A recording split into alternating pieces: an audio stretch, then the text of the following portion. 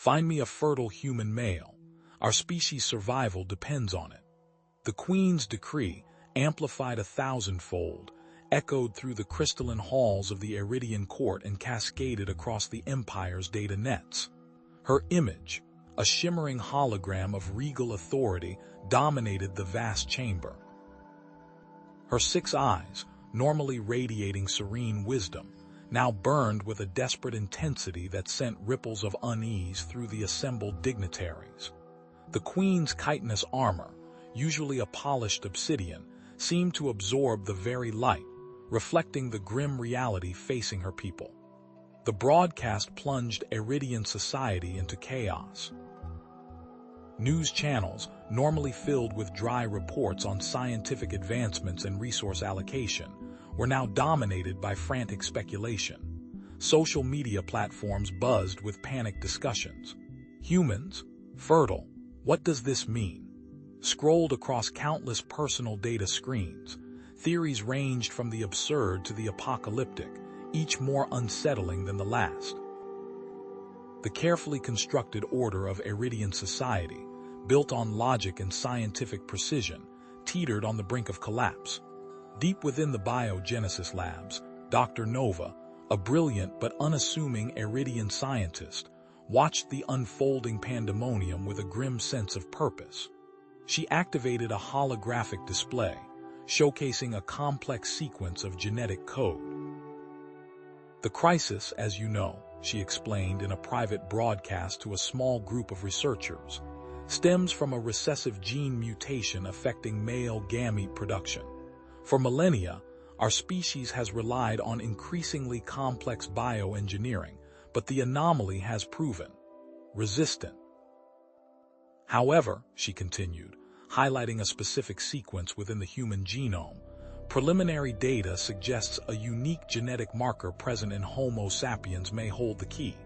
Specifically, human males display a remarkably robust genetic resilience, a factor we desperately need to understand. Meanwhile, on Earth, Kevin Clark was nursing a beer and a broken heart. The divorce papers were still fresh, the ink barely dry. He sighed, watching a squirrel scamper across the overgrown lawn of his small veterinary clinic.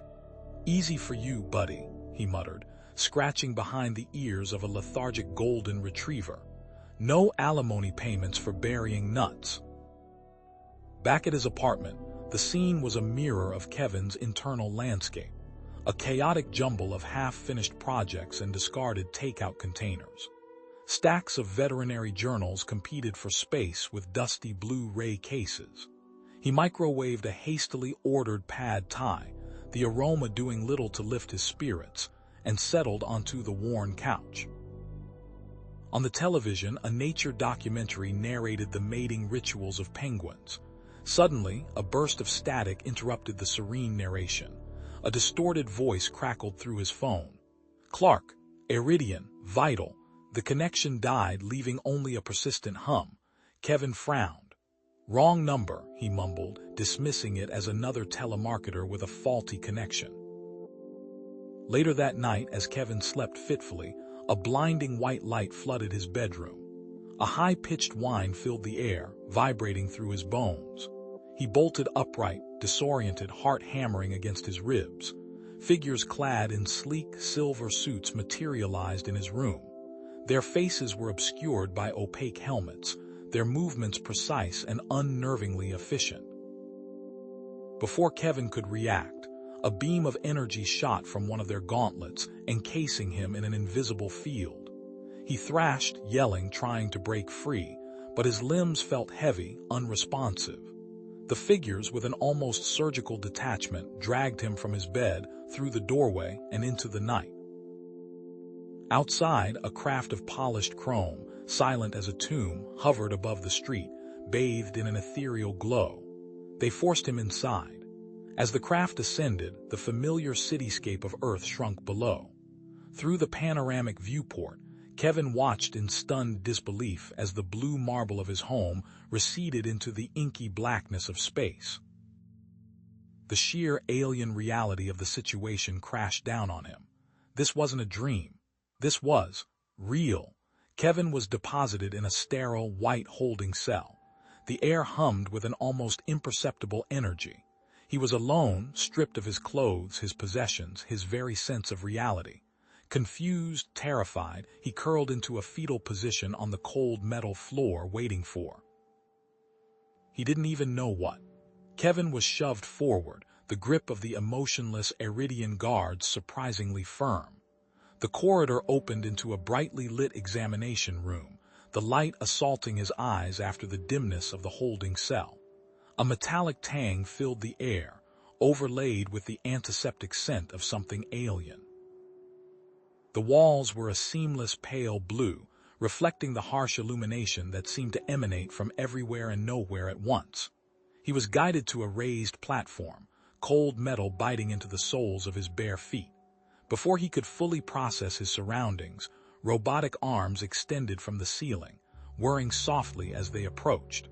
One scanned his face with a cool, blue light. Another pressed against his chest, emitting a low hum that vibrated through his bones. He flinched, trying to pull away, but the guards held him firmly in place. Detached figures in sterile white suits moved around the periphery, their faces obscured by visors, their movements precise and efficient, devoid of any discernible emotion. The robotic probes retracted, and a figure detached itself from the group. She was taller than the others, her skin a shade of deep indigo, her eyes large and luminous, with pupils that seemed to absorb the light. She approached with a measured gait, her expression unreadable. "Kevin Clark," she said, her voice a smooth, synthesized tone. "I am Dr. Nova. I will be overseeing your case." She gestured to a holographic display that shimmered into existence beside her, filled with complex diagrams and data streams. "As you may be aware, the Iridian species faces a crisis of unprecedented proportions. A genetic defect has emerged, causing complete male infertility." She paused, her gaze unwavering. "Without intervention, we face extinction." Kevin stared at her, dumbfounded. "Extinction? What does that have to do with me? I'm a veterinarian from Wisconsin." Nova tilted her head slightly. "Our research indicates that humans, specifically you, possess a unique genetic marker, a sequence that may hold the key to restoring Iridian fertility." He scoffed, a surge of anger rising within him. "You kidnap me, drag me across the galaxy, and tell me I'm some kind of space sperm donor. Do you even hear yourselves? What gives you the right?" Nova remained impassive. "We understand your discomfort. However, the data is undeniable." The holographic display shifted, highlighting specific sequences within his genetic code. "Your fertility levels are exceptionally high, even for a human male. And your genetic structure shows a remarkable compatibility with Iridian females." "Compatibility?" Kevin repeated, his voice dripping with sarcasm. "That's a nice way of putting it. You're talking about using me as a breeding machine." Nova's expression softened slightly, though whether it was genuine or calculated, Kevin couldn't tell. "The proposed solution involves a genetic modification procedure. We would use your DNA to correct the Iridian genetic defect, restoring fertility to our males." "And what about me?" Kevin demanded, his voice rising. "What about the risks? What about the long-term effects? Am I just supposed to lie back and let you experiment on me?" Nova acknowledged his concerns with a nod. "We understand the potential risks. However, the alternative is the complete extinction of our species. The decision is not one we take lightly." She stepped closer, her eyes locking with his. "Perhaps a tour of the facility would help you understand the urgency of our situation, to see the extent of our efforts, the desperation of our people." She led him from the examination room, down a series of corridors that hummed with technological activity. Scientists in white suits hurried past, their faces etched with worry. In one lab, Kevin saw rows of incubators, each containing a single, unfertilized Iridian egg. The site was sterile, clinical, and deeply unsettling. In another section, he saw cages. Small, cramped cages containing creatures he couldn't identify, some mammalian, some avian, some insectoid. Their eyes were dull, their movements listless. "What are these?" Kevin asked, his voice tight with anger. "What are you doing to them?" Nova hesitated, her gaze shifting away. "These species are part of our research. We are studying their genetic structures, searching for other potential solutions." "Studying?" Kevin challenged, his voice rising.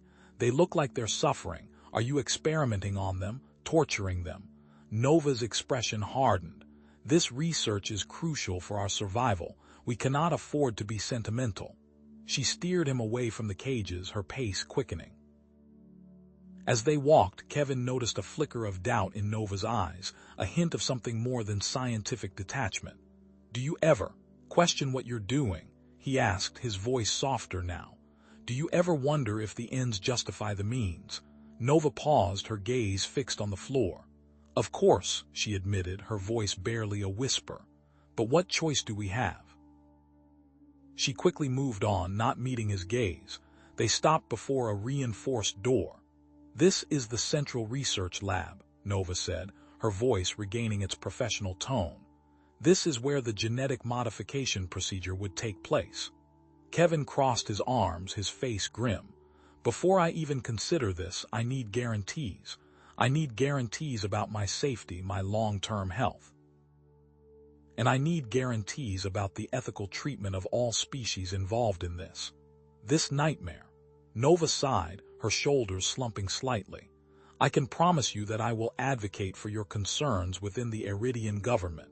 I can assure you that we are doing everything in our power to minimize the risks, but I cannot offer you any definitive guarantees. Our situation is too precarious." Kevin stared at her, his expression unyielding. "Then I can't give you an answer. I'll consider it," he said finally, "but only with the assurance that I will have a voice in this process, that I will have full transparency. I'm not just some lab rat." Nova nodded slowly. "That is acceptable." As the guards escorted Kevin back to his holding cell, he overheard two scientists speaking in hushed tones. "Relying on a human is a dangerous gamble," one said. "What if he refuses to cooperate? What if his DNA is incompatible? We have Project Clean Slate to fall back on," the other replied, his voice low and conspiratorial. "It may be less elegant, but it will ensure our survival." Kevin frowned, his mind racing. Project Clean Slate, what did that mean? What were the Iridians really planning? He was shoved back into his cell, the door hissing shut behind him. Alone in the dimness, he sat on the cold metal floor, his head in his hands. He was a pawn in a game he didn't understand, surrounded by aliens he couldn't trust. His future, and perhaps the future of an entire species, hung in the balance. What had he gotten himself into? Sleep wouldn't come. The sterile white walls of his quarters seemed to press in on him, amplifying the low hum of the ship's engines into a relentless drone. Project Clean Slate. The phrase echoed in his mind, each syllable infused with menace. He replayed the overheard conversation, searching for any nuance he might have missed, any hint of what that chilling phrase truly meant. Distrust, a cold knot in his stomach, tightened with each passing moment. He rose, the synthetic fabric of his sleep suit rustling against his skin. Might as well try to get some answers. He stepped into the corridor. Two Iridian guards stood impassively outside his door, their multifaceted eyes reflecting the pale light. "Anything I can get Dr. Clark." One of them droned, its voice devoid of inflection. Kevin forced a casual tone, just a little restless. "Thought I'd stretch my legs, say I couldn't help overhearing something earlier." Project Clean Slate sounded interesting. The guard's head tilted slightly. "That information is not within my DZIG Dr. Ed parameters, Dr. Clark." "Right," Kevin said, suppressing a sigh. "Of course, just making conversation." He tried the other guard. Same result, a programmed response, a blank stare. They were as impenetrable as the ship's hull. He needed a different approach. The next morning, during his routine medical examination, Kevin adopted a more compliant demeanor. He answered the Iridian doctor's questions with forced enthusiasm, feigning interest in the complex genetic charts they presented. He'd play along, appear cooperative. It was the only way to gain some freedom, some leverage. He needed to understand Project Clean Slate, and that meant getting closer to the source. Later that day, he requested a meeting with Nova. "I've been doing a lot of thinking," he said, his voice carefully neutral as they stood in the sterile observation room overlooking the main lab. "I'm willing to proceed with the genetic modification, under certain conditions." Nova's multifaceted eyes narrowed slightly. "Conditions? I need to be fully informed," Kevin said. "I need to understand the process, the risks, the potential outcomes, and I'm curious about something I overheard. Project Clean Slate. Can you tell me anything about that?" He watched her closely, searching for any flicker of recognition, any sign of discomfort. Her expression remained carefully controlled, but he saw a slight tightening around her mandibles, a momentary flicker of hesitation in her eyes. "I am unfamiliar, doctor, with that designation, Dr. Clark." He pressed gently. "Really? It sounded pretty significant, a contingency plan maybe." Nova's voice was firm, BDRA shade too high. "I assure you, doctor Clark, my focus is solely on solving the fertility crisis. I know nothing of any Project Clean Slate." But her discomfort was palpable, radiating off her like heat from a malfunctioning engine. He didn't believe her. "Then," Kevin said, his voice hardening, "I need access to all the research data related to the genetic modification process. Every chart, every algorithm, every potential side effect. I have a right to informed consent, don't I?" Nova hesitated, her mandibles clicking softly. "That is highly unusual. Much of that information is classified, security protocols." "My body, my choice," Kevin countered, meeting her gaze. "Unless you're planning on doing something you don't want me to know about." She relented, though reluctantly. "Very well, doctor. Grant you limited access. But be warned, Dr. Clark, the information is complex and much of it is sensitive. You are to share it with no one." That afternoon, Kevin found himself seated before a holographic display in a secure research terminal. Data streams cascaded around him, a dizzying array of genetic sequences and complex algorithms. He focused on the sections related to the long-term effects of the genetic modification, searching for any mention of Project Clean Slate. He scrolled through countless charts, his eyes burning with fatigue, and that's when he saw it. A series of inconsistencies. Sections of data were censored, reptinged with cryptic placeholders. He bypassed it and moved on. Then he saw it buried deep within the research database, encrypted files, their titles obscured by complex alphanumeric codes. But one phrase, repeated several times, caught his eye: PCS contingency. Project Clean Slate. His blood ran cold. He tried to decrypt the files, but the system denied him access. Insufficient clearance, the display flashed mockingly. He needed a higher-level authorization, specialized software. Something he didn't have. He sought out Nova, his anxiety churning. He found her in her private laboratory, hunched over a microscope. "We need to talk," he said, his voice tight. DRHE straightened, her expression wary. "What is it, Dr. Clark?" He didn't mince words. "I accessed the research database. I saw the censored data, the encrypted files. I know about Project Clean Slate." Nova's eyes widened, her multifaceted pupils dilating. She glanced around nervously, as if afraid of being overheard. "How?" "That doesn't matter," Kevin said, his voice low and urgent. "What is it? What are you planning?" She sighed, a sound like escaping steam. "Very well, you deserve to know the truth. Project Clean Slate is a contingency plan if the genetic modification fails, if the Iridian species cannot be saved. Then the project is to eliminate the human population on this ship." Kevin felt a jolt of disbelief, then rage. "You're going to kill us, all of us." "It is not my decision," Nova said, her voice strained. "I'm against it, but I am only a scientist. I have no power to stop it." "Who is behind it?" Kevin demanded. "Who are the ones calling the shots?" Nova hesitated, then rattled off a list of names. Counselor Varkos, Director Thuron, Chief Geneticist Lyra. Prominent scientists, influential politicians. The very people he was supposed to be trusting. I can't believe this, Kevin said, shaking his head. What are we going to do? We have to expose them, Nova said, her voice filled with a desperate determination. We have to show the Queen what they are planning. It is the only way to stop them. How? Kevin asked. They control everything. They have all the power. We will gather evidence, Nova said, her voice low, conspiratorial. We will find proof of their intentions and present it to the Queen. It is a risk, but it is the only chance we have. They began to formulate a plan, whispering in hushed tones, their heads closed together.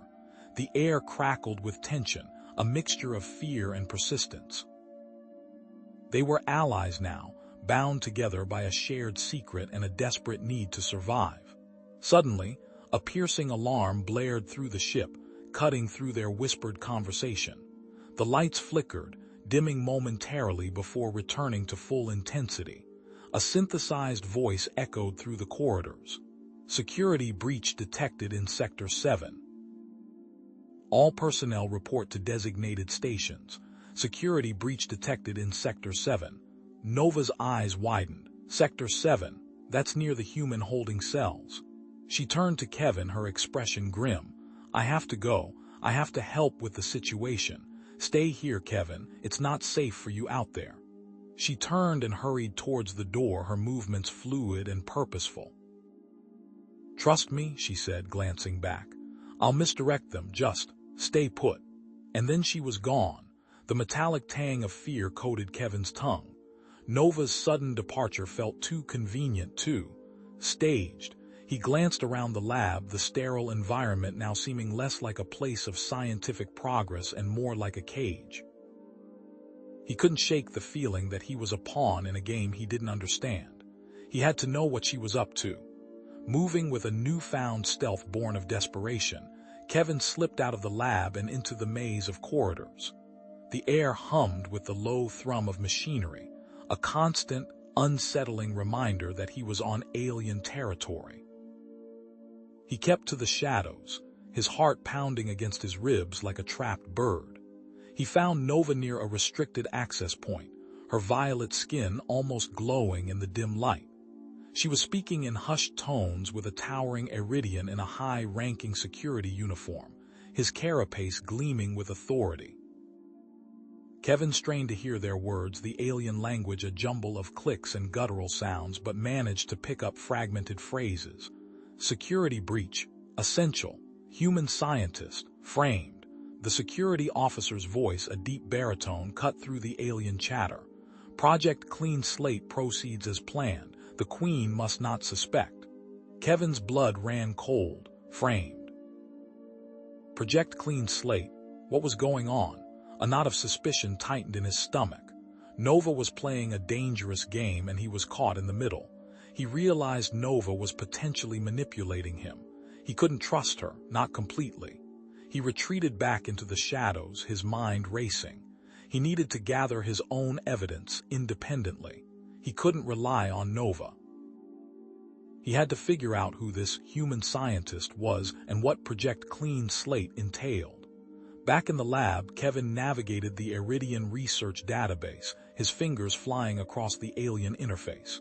He focused on recent security breaches and personnel files, filtering for human doctor and TISTs. After what felt like an eternity, he found a name, Dr. Aris Thorne. A brilliant xenobiologist specializing in interspecies communication. According to the file, Thorne was currently under investigation for sabotage and espionage.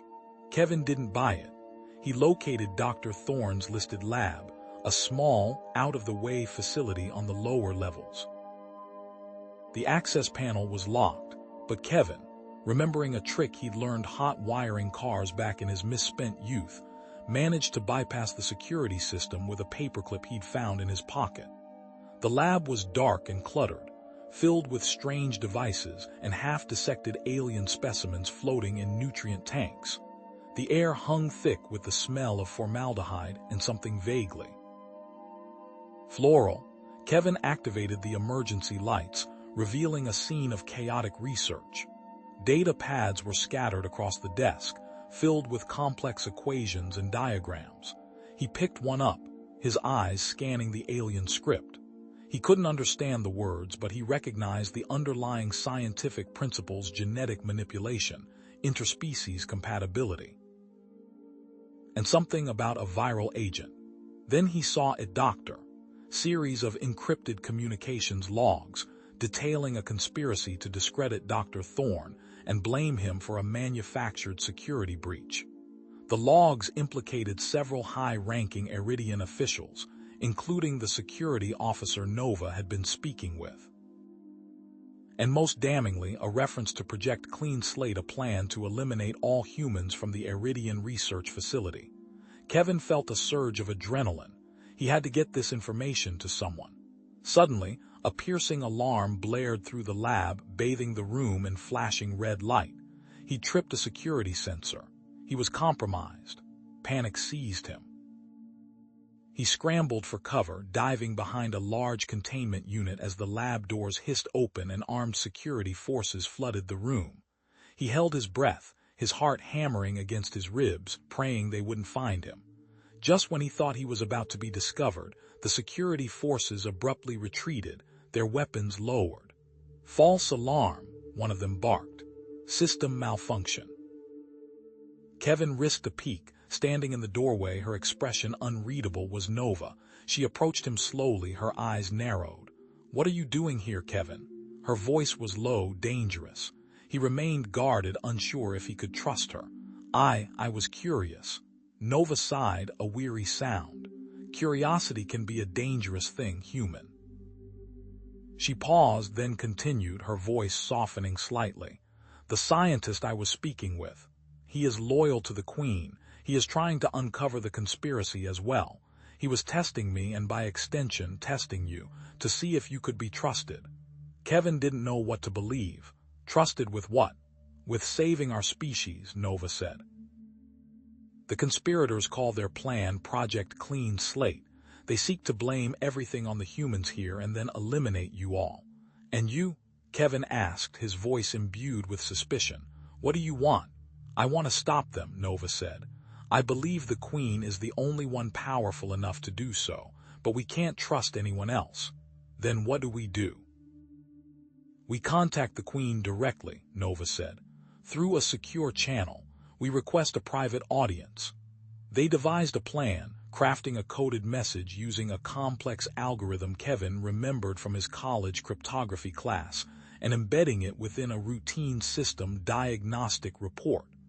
Nova transmitted the message, her face etched with anxiety. While they waited for a response, Kevin tried to keep busy. He noticed a small, injured creature huddled in a corner of the lab, its iridescent scales dull and its breathing shallow. It looked like some kind of avian reptile, native to one of Epsilon Eridani's moons. Overriding the Iridian scientist's objections, Kevin applied his veterinary skills, cleaning and bandaging the creature's wounds, and administering a mild sedative. As he worked, other scientists began to gather around, their initial skepticism slowly giving way to curiosity, and then, surprisingly, to respect. They seemed touched by his compassion for the creature, his willingness to help a being so different from himself. Finally, a response came from the Queen. A single line of text displayed on Nova's data pad: "Come alone. Designated location Theta 7. "Come alone," Kevin said, a knot forming in his stomach. "That doesn't sound good." Nova frowned. "It is. Unconventional." Before they could discuss it further, the lab doors burst open and armed guards swarmed the room. They were surrounded, but then something unexpected happened. One of the scientists Kevin had helped, a small, wiry Iridian with shimmering blue eyes, stepped forward, blocking the guard's path. "Stop!" he cried, his voice surprisingly loud. "These humans are under my protection." The guards hesitated, their weapons wavering. "Stand aside, Talek," their leader barked. "These humans are a threat to the Queen." "No," Talek insisted. "You are the threat. The Queen is in danger. You must reach her before the conspirators do. You must reach her before the conspirators do. A section of the wall shimmered, the stone rippling like water before solidifying into a barely perceptible seam. A panel slid inward with a soft hiss, revealing a dark, narrow passage. The air that wafted out was stale, metallic, and faintly. "Wrong. This way," Jax said, his voice low and urgent. "A hidden route. The conspirators control the main corridors." He gestured into the darkness. "The Queen, she is kept isolated. Officially, it's for her protection, the truth. They are trying to control her, to manipulate her into supporting their plans." Kevin eyed the passage, then Jax. "Isolated, why not just move her somewhere safe?" He didn't like this, didn't like Jax. The scientist's eagerness felt forced. Nova stepped forward, placing a hand on Kevin's arm. "I've known Jax for a long time, Kevin. He's always been devoted to the Queen. He would never—" She hesitated, her brow furrowing. "His loyalty is to her first and foremost."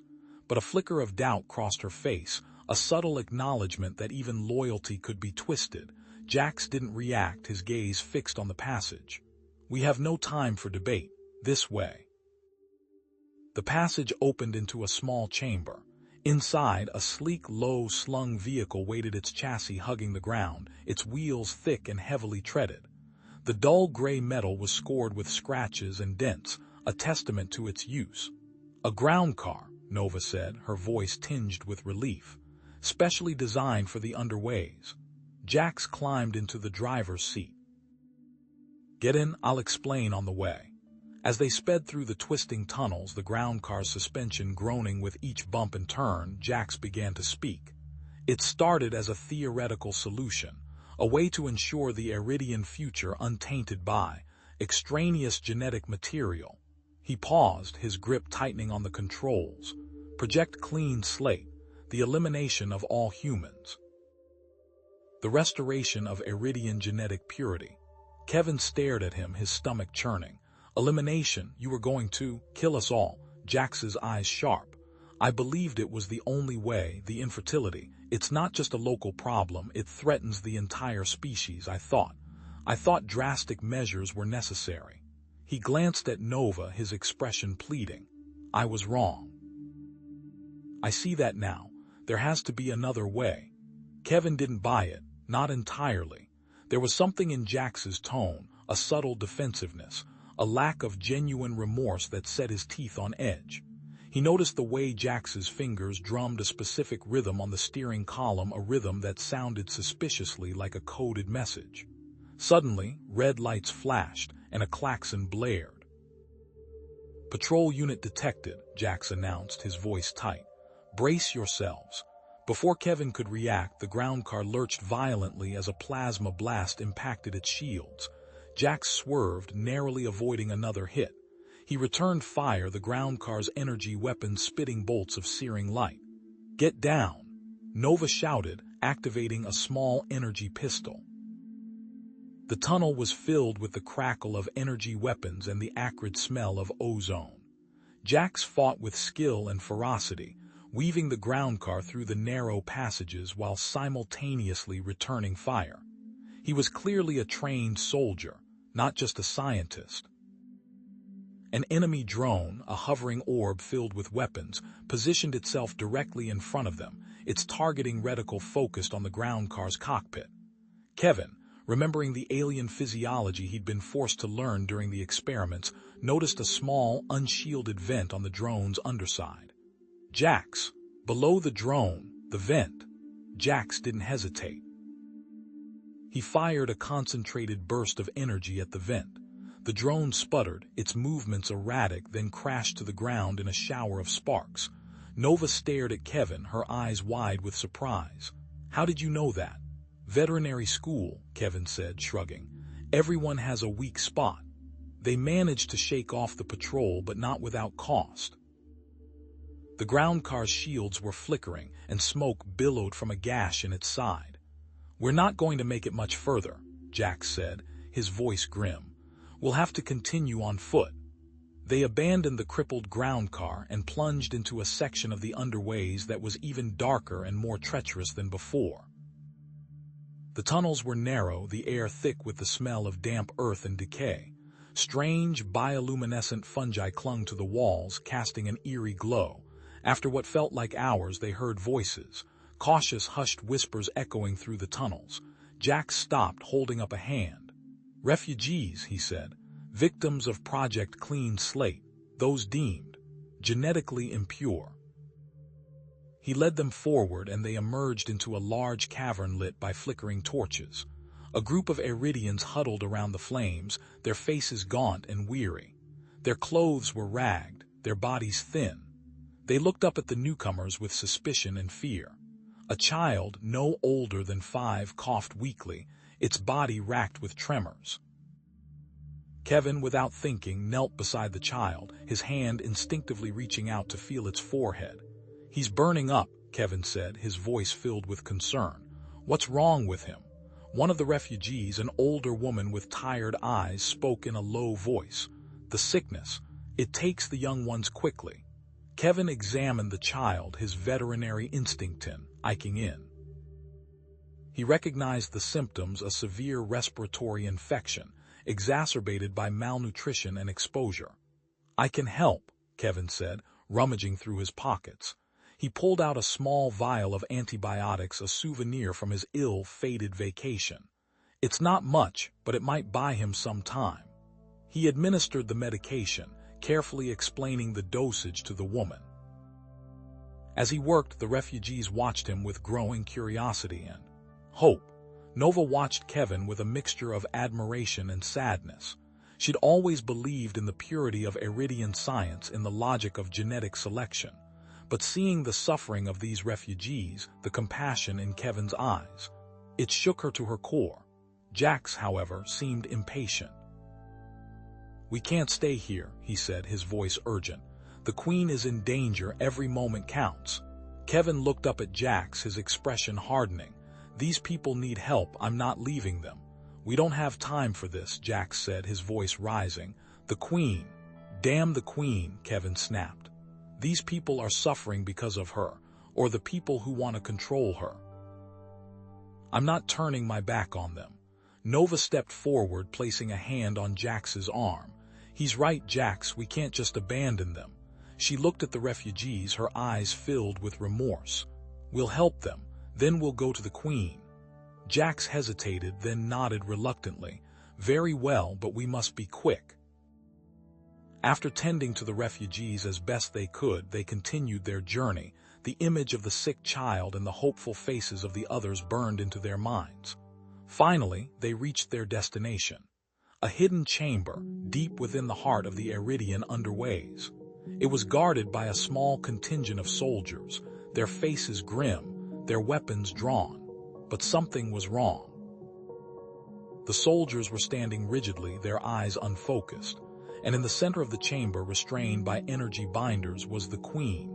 The air in the chamber was thick, heavy, and acrid. Kevin coughed, his lungs burning. "The atmosphere," Nova gasped. "It's toxic." The Queen looked weak, her skin pale and clammy. She was clearly suffering from something more than just confinement. Jax knelt before her, his head bowed. "Your Majesty," he said, his voice filled with reverence. "I have returned, and I have brought allies." The Queen looked at him, her eyes filled with weariness and something else, something that made Kevin's blood run cold. "Traitor," she croaked, her voice raspy and weak. "You've brought them right to me. You've brought them right to me." The Queen's voice, though raspy, cut through the throne room, her gaze unwavering on Jax. "You deny your involvement in Project Clean Slate. You deny your long-standing support for the elimination of the human pestilence." Jax stepped forward, his scaled hands outstretched. "Your Majesty, I swear to you, I abandoned those ideals long ago." Witnessing the suffering that Project Clean Slate inflicted, it changed me. The guilt has been a constant weight. That's why I'm helping now, to atone for my past sins. Kevin watched Jax, his gaze narrowed. He saw the subtle twitch of Jax's mandibles, the almost imperceptible tightening around his eyes. Sincerity, maybe, but something still felt off. He'd seen enough guilty pet owners to know the signs of carefully constructed remorse. Nova stood beside the Queen, her face a mask of turmoil. Her violet eyes flickered between the Queen, Jack's, and then briefly met Kevin's. He saw the conflict raging within her loyalty to her Queen, a growing trust in Jack's, and something else. A shared burden, a connection forged in the crucible of their shared mission. "Spare me your crocodile tears," the Queen hissed, her weakened form trembling slightly. "You claim to have abandoned your violent tendencies. Then explain this. You were the lead scientist on the very poison that is weakening me. You argued against direct violence, yes, but you were perfectly happy to engineer my slow demise." Jax recoiled as if struck. That's not true. I developed the compound, yes, but under duress. I made it deliberately ineffective. A placebo designed to appease the conspirators while I searched for a DRL cure, a way to expose them. Kevin stepped forward. "With respect, Your Majesty and Dr. Jax, is there a way to test this poison's efficacy? A simple biological assay, perhaps?"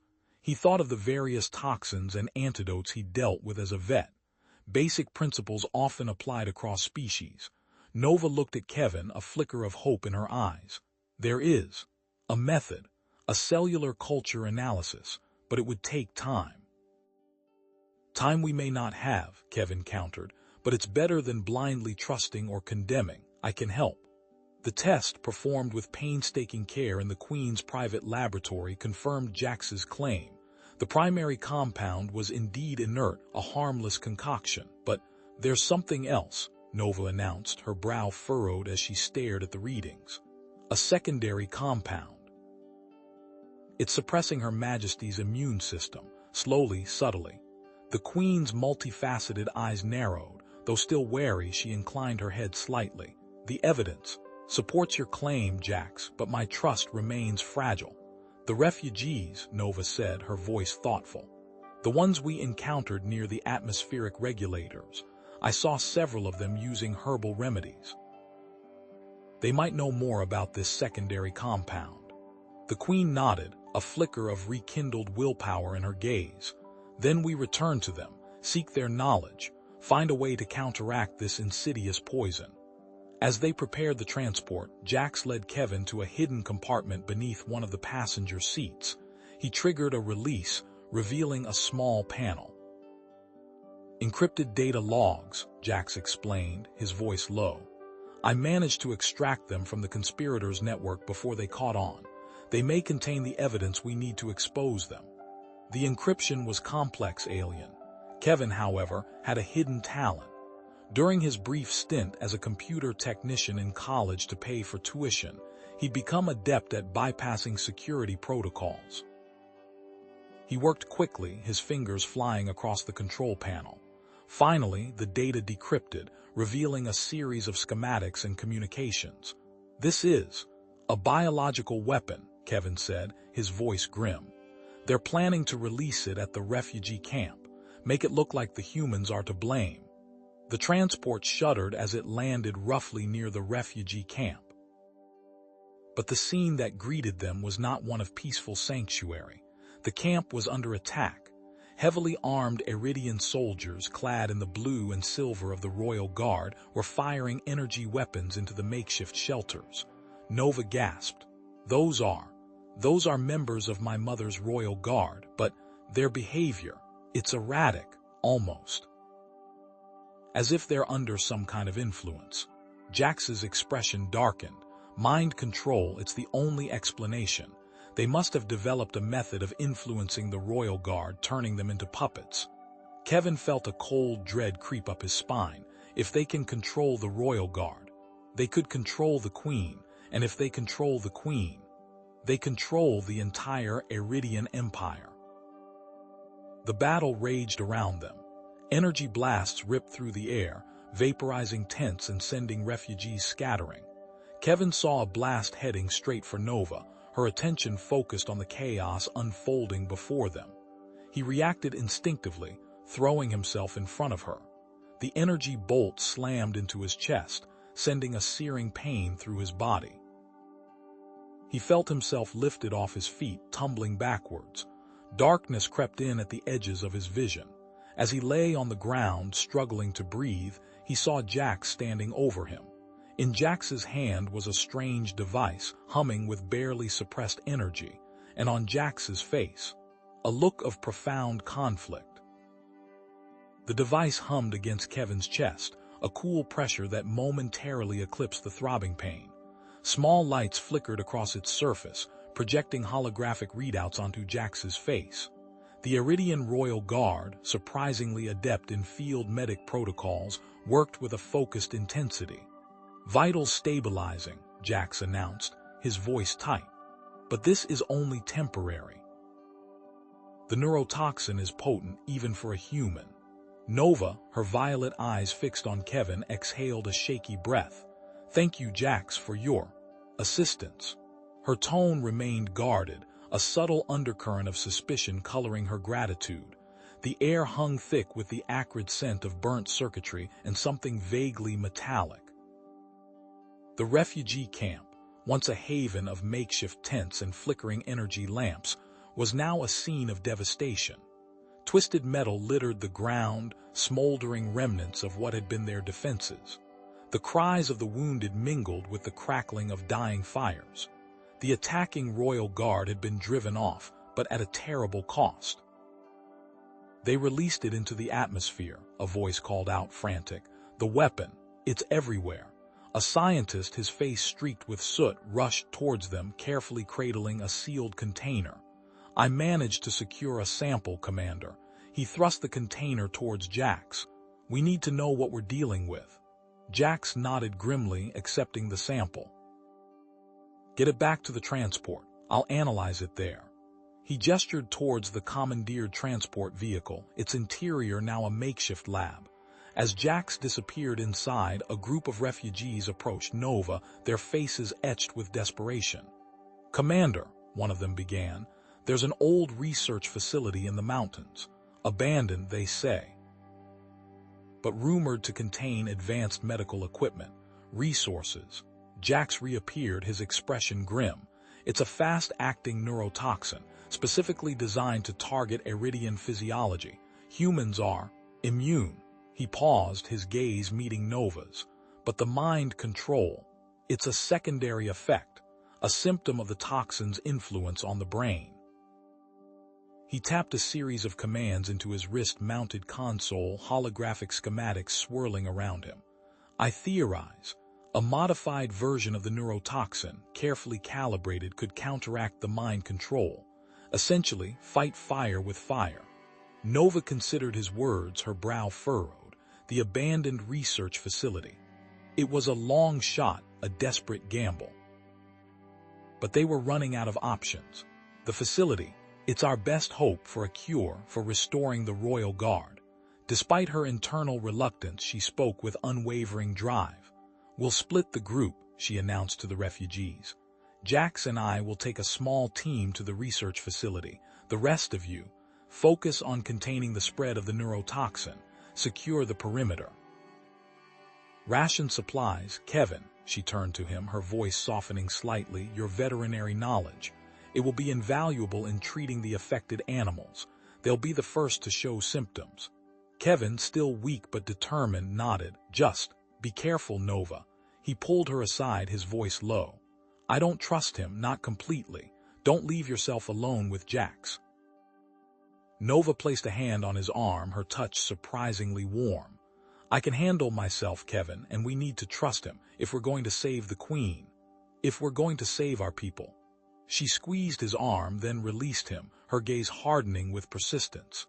As they prepared to depart, the transport vehicle rumbled to life, its engines whining in protest. Jax stood by the open hatch, his expression unreadable. During the ascent into the jagged peaks of the mountains, Jax broke the silence. "Project clean slate. I believed in it. I believed it was necessary for our survival, but I was wrong." He stared out at the desolate landscape, his voice filled with remorse. "What we did, what I helped create, it was a mistake, a terrible one." Nova studied him, her violet eyes narrowed. "You knew about the neurotoxin, about its intended use. Jax nodded slowly. I helped design it, but I never authorized its deployment, not like this. Nova returned to the data logs she had been reviewing. The encrypted files were heavily fragmented, but she was beginning to discern a pattern. She traced a finger across the screen, highlighting a series of seemingly random numbers. There's a specific date, a time, a large energy surge, at a remote location within the facility. The transport shuddered as it landed heavily on a makeshift platform carved into the mountainside. The abandoned research facility loomed before them, a hulking mass of metal and concrete against the twilight sky. Automated defense systems, dormant for years, flickered back to life, their energy weapons tracking their every movement. I can bypass them, Jax said, his voice regaining its professional edge. I know the access codes, the security protocols. He began to input a series of commands into his console, his fingers flying across the keys. As they moved deeper into the facility, the air grew colder, heavier. The walls were lined with deactivated consoles and discarded equipment, relics of a bygone era. But it was the glimpses into forgotten laboratories that sent a chill down Nova's spine. Evidence of secret experiments. Genetic research, twisted, grotesque. The conspirators weren't just developing weapons, they were attempting to create something more, a superior version of the Iridian species. Following the energy signature, they descended into the facility's core. The air crackled with static electricity, and then they found it, a hidden laboratory sealed behind a reinforced blast door. Inside, bathed in an eerie, pulsating light, sat a strange artifact of unknown origin. It radiated an unusual form of energy, a power that resonated deep within Nova's bones. Nova and Jax cautiously approached the artifact. A faint, high-pitched hum vibrated through the metal deck plating beneath their boots, growing stronger with each step. The air shimmered around the object, distorting the light in a way that made Nova's eyes ache. It was roughly spherical, perhaps 2 meters in diameter, constructed from a material that seemed to absorb light rather than reflect it. Intricate, geometric patterns covered its surface, pulsing with a soft, internal luminescence. This is Precursor, Jax breathed, his voice hushed with awe. I've only seen schematics, theoretical models. To see one in person. He reached out a hand, then hesitated, drawing it back as if burned. Their technology predates even the Iridian Empire by millennia. The artifact emitted a field, a palpable wave of energy that washed over them. The lights in the corridor flickered erratically, casting long, dancing shadows. Nova's wrist-mounted scanner sputtered and died, the display dissolving into static. That explains the state of this facility, she said, her voice tight with concern. The automated defenses, the power failures. It's all interference from this device. Nova pulled out a more robust diagnostic tool, a handheld device with multiple sensors and a reinforced casing. But as she neared the artifact, the readings went haywire, the display flashing random symbols and error messages. Impossible, she muttered, frustration creeping into her voice. The energy field is disrupting even shielded equipment. Jax frowned, his brow furrowed in thought. I recall historical data, fragments recovered from precursor ruins. They were masters of genetic manipulation. Advanced beyond anything we can comprehend, and Project Clean Slate, it was rumored to be based on precursor data. He gestured towards a darkened alcove barely visible in the flickering light. There, a hidden chamber. They moved cautiously towards the alcove, Nova leading the way, her pulse rifle raised. The alcove opened into a large, circular chamber, the air thick with a strange, metallic scent. Lining the walls were rows upon rows of stasis pods, each containing a motionless figure suspended in a viscous, luminescent fluid. Nova gasped. Genetically modified Iridians. This facility. It wasn't just for research. It was a breeding ground. They were trying to create a new, perfect Iridian race. A sudden surge of energy pulsed through the chamber, the stasis pods glowing brighter, Alarms blared, the sound deafening. "That energy surge you detected earlier," Jax shouted over the din. "It's activating the pods. They're trying to revive them." One of the stasis pods began to malfunction, the fluid inside bubbling and frothing. Cracks spiderwebbed across the transparent casing. With a final, violent shudder, the pod shattered, showering the chamber with shards of glass and releasing its occupant. The figure that emerged was undeniably Iridian, but larger, more muscular, and with a predatory glint in its eyes. Its skin was a darker shade of blue, and its crest was more pronounced, almost weapon-like. It moved with unnatural speed and grace, its movements fluid and lethal. Before they could react, the genetically modified Iridian lunged, its hand a blur as it struck Jax across the chest. Jax staggered back, clutching his side, a groan escaping his lips. Enhanced strength. Advanced combat skills. He gasped, his face pale. Nova raised her pulse rifle, firing a burst of energy bolts. The genetically modified Iridian dodged the shots with ease, weaving through the energy streams as if they were moving in slow motion. It closed the distance in seconds, its eyes fixed on Nova. Jax collapsed against a wall, clutching his side. "Nova! Behind you!" Nova whirled around, just in time to block a blow from the genetically modified Iridian's fist. The impact sent a jolt of pain up her arm, nearly causing her to drop her weapon. She stumbled back, desperately trying to create distance. This genetically modified Iridian was fast, incredibly so, and strong. Far stronger than any Iridian she'd encountered. The modified Iridian pressed its attack, a flurry of blows that forced Nova to retreat. She parried and dodged, relying on her training and instincts to survive. Jax, though wounded, managed to activate his wrist-mounted communicator. "Clark, I need backup. We're in the precursor chamber, Facility Section 4. We've got a genetically modified Iridian hostile." Kevin's voice crackled over the communicator, strained with urgency. "I'm on my way. What's the situation?" Before Jax could reply, the genetically modified Iridian slammed Nova against a stasis pod, the impact cracking the casing. She gasped for air, her vision blurring. This was it. She was outmatched. But then something sparked in Nova's mind. She remembered the data she'd analyzed, the genetic modifications the conspirators had made. There was a vulnerability, a flaw in the design. With a surge of adrenaline, Nova kicked out, striking the genetically modified Iridian in a specific spot on its leg, a point where the enhanced musculature connected to the skeletal structure. It was a gamble, but it paid off. The genetically modified Iridian stumbled, momentarily stunned. Nova seized the opportunity, firing a concentrated burst of energy bolts at the same spot. The genetically modified Iridian cried out in pain, collapsing to the ground, temporarily disabled. Catching her breath, Nova approached the downed Iridian cautiously, pulse rifle trained on its head. "What did they do to you?" she whispered. Examining the disabled Iridian, Nova found a small, almost imperceptible port behind its ear.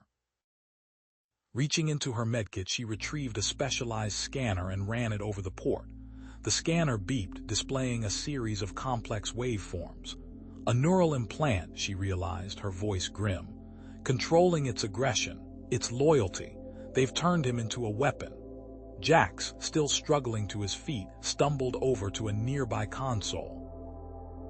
He accessed the facility's internal network, his fingers flying across the keyboard. "I've found something. A data log. It's the conspirators' plan. They intend to use the precursor device to amplify the neurotoxin's effects, make it even more deadly." Suddenly, the precursor device began to resonate, the humming intensifying into a deafening roar. The lights flickered violently, then died, plunging the chamber into darkness. A powerful energy wave pulsed outwards, overloading the facility's power grid. In the darkness, a hologram flickered to life, the Queen, her image distorted and wavering. But something was wrong. Her eyes were glazed, her expression vacant. "Nova, Jax," the hologram Queen said, her voice flat and emotionless. Stand down, surrender the artifact. You are interfering with the natural order. Nova stared at the hologram, her mind turning. Your Majesty, what are you saying? The hologram queen continued, her voice devoid of any warmth or compassion. The conspirators have already deployed the amplified neurotoxin, the atmosphere. It is almost fully infected. There is no hope. Resistance is futile.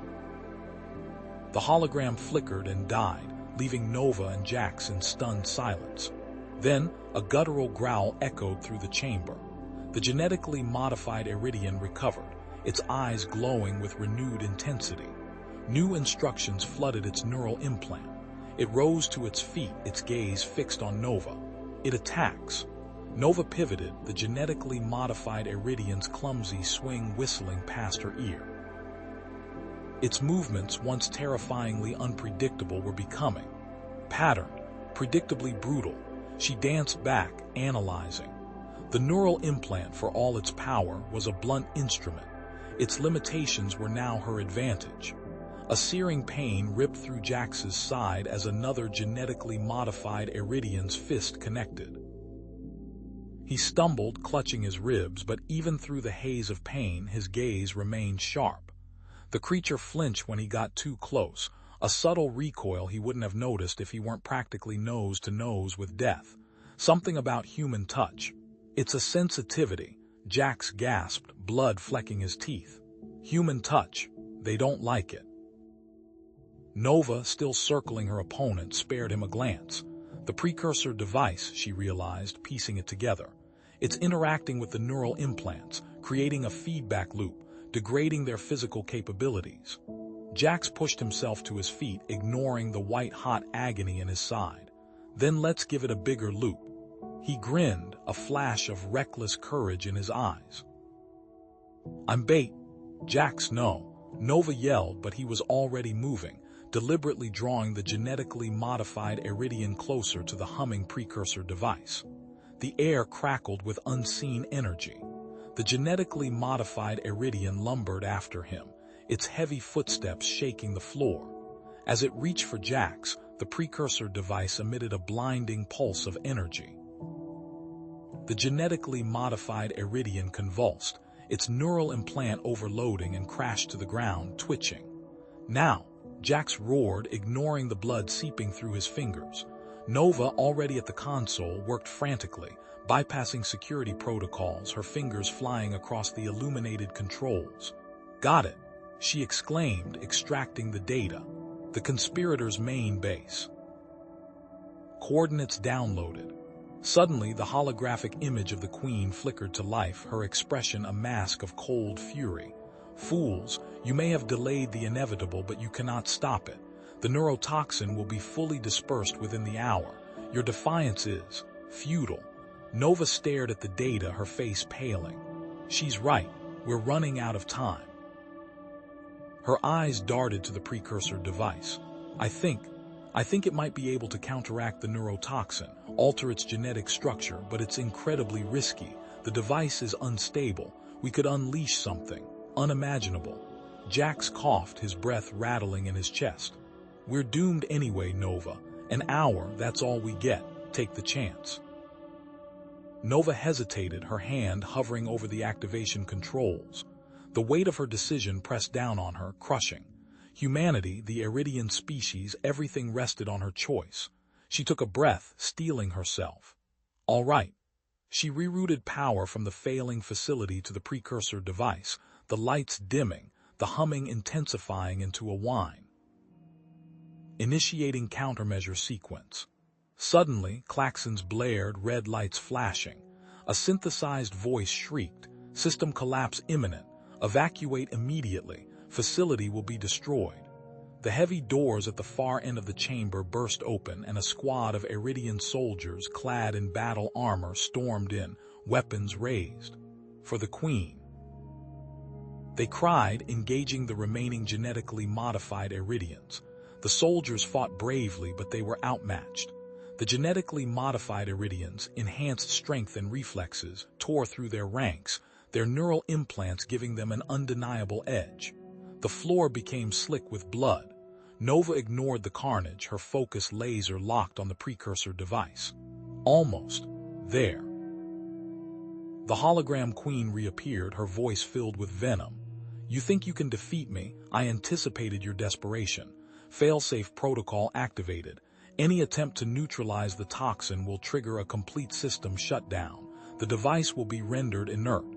Jack swore, frustration etched on his face. They were trapped. Wait. His eyes widened. She said neutralize the toxin. She didn't say anything about moving. Nova asked, confused. The device transports, right? We get out of here now, somewhere else, anywhere. Nova's eyes lit up. It's insane, but it might work. They exchanged a look, a silent understanding passing between them. Nova initiated the sequence, overriding the failsafe protocol, activating precursor transport. Now. The precursor device roared to life, bathing the chamber in blinding light. The air shimmered, distorting reality. The ground vibrated violently. The device is unstable. Nova screamed over the din. It's overloaded. The world dissolved into a kaleidoscope of colors and sensations. Then nothing. They landed hard, the impact knocking the wind out of them. Disoriented, bruised, and covered in dust, Nova and Jack struggled to their feet. The facility was gone. The precursor device was silent, dark. They were surrounded by unfamiliar vegetation, the air thick with the scent of something alien. Nova tried her communicator, static. No signal. We're somewhere else, somewhere unknown, and we're completely cut off. Jack's groaned, the taste of mud thick on his tongue. His head throbbed, a dull, rhythmic pulse against his skull. He blinked, trying to focus. The world swam into view, a riot of green dripping with moisture, the air thick and heavy. He was lying on damp earth, the scent of rot and something acrid filling his nostrils. He pushed himself up, wincing as pain shot through his left arm. It hung at an unnatural angle. Beside him, Nova stirred. Her usually immaculate armor was scratched and dented, her face pale beneath the alien sky. She sat up slowly, her golden eyes narrowed in concentration. The device, she rasped, her voice strained. Where is it? Jax followed her gaze to a twisted heap of metal and crystal a few feet away. Sparks flickered intermittently from the wreckage. Doesn't look good, he said, stating the obvious. Nova crawled towards the device, her movements stiff and deliberate. She ran a diagnostic tool over the mangled remains, her expression growing grimmer with each passing moment. Finally, she straightened up, her shoulders slumping. Irreparable, she announced, her voice flat. With the resources available to us here, it's beyond salvage. Jax swore under his breath. Great, just great. He tried to ignore the throbbing in his arm, focusing on their surroundings. All right, let's take stock. Shelter, water, food. We need to figure out where we are and how to survive. He scanned the jungle canopy, his eyes searching for anything familiar. Nova watched him, a flicker of something akin to amusement crossing her face. Such human pragmatism.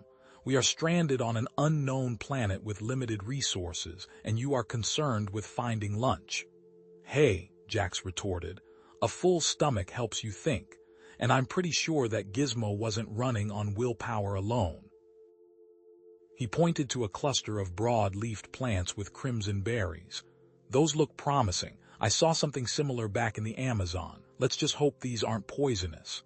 He carefully plucked a berry, crushed it, and sniffed. A faint, sweet odor rose from the pulp. He hesitated, then touched a tiny amount to his tongue.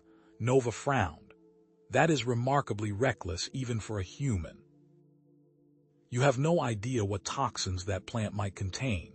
True, Jax admitted, but I also know a thing or two about identifying edible plants. Been a vet long enough, you pick up a few tricks. He waited a moment, watching for any adverse reaction. Tastes like blueberries and pepper, not bad. Nova, despite her skepticism, activated her wrist scanner and aimed it at the plant. A series of readings flashed across the screen. Intriguing, high in carbohydrates and several essential amino acids. Also contains trace amounts of a neurotoxic compound. Ingesting large quantities could be problematic. Jax grimaced. Well, everything in moderation, right? Now let's find some water. He started walking, his good arm pushing aside the thick vegetation. He listened for the telltale sound of running water, and keep an eye out for anything that wants to eat us. The jungle was alive with unseen creatures, rustling in the undergrowth, screeching calls from the canopy, the constant hum of insects, a symphony of alien sounds. The air was thick with humidity, clinging to their skin like a second layer. Suddenly, a guttural roar echoed through the trees. The ground vibrated beneath their feet.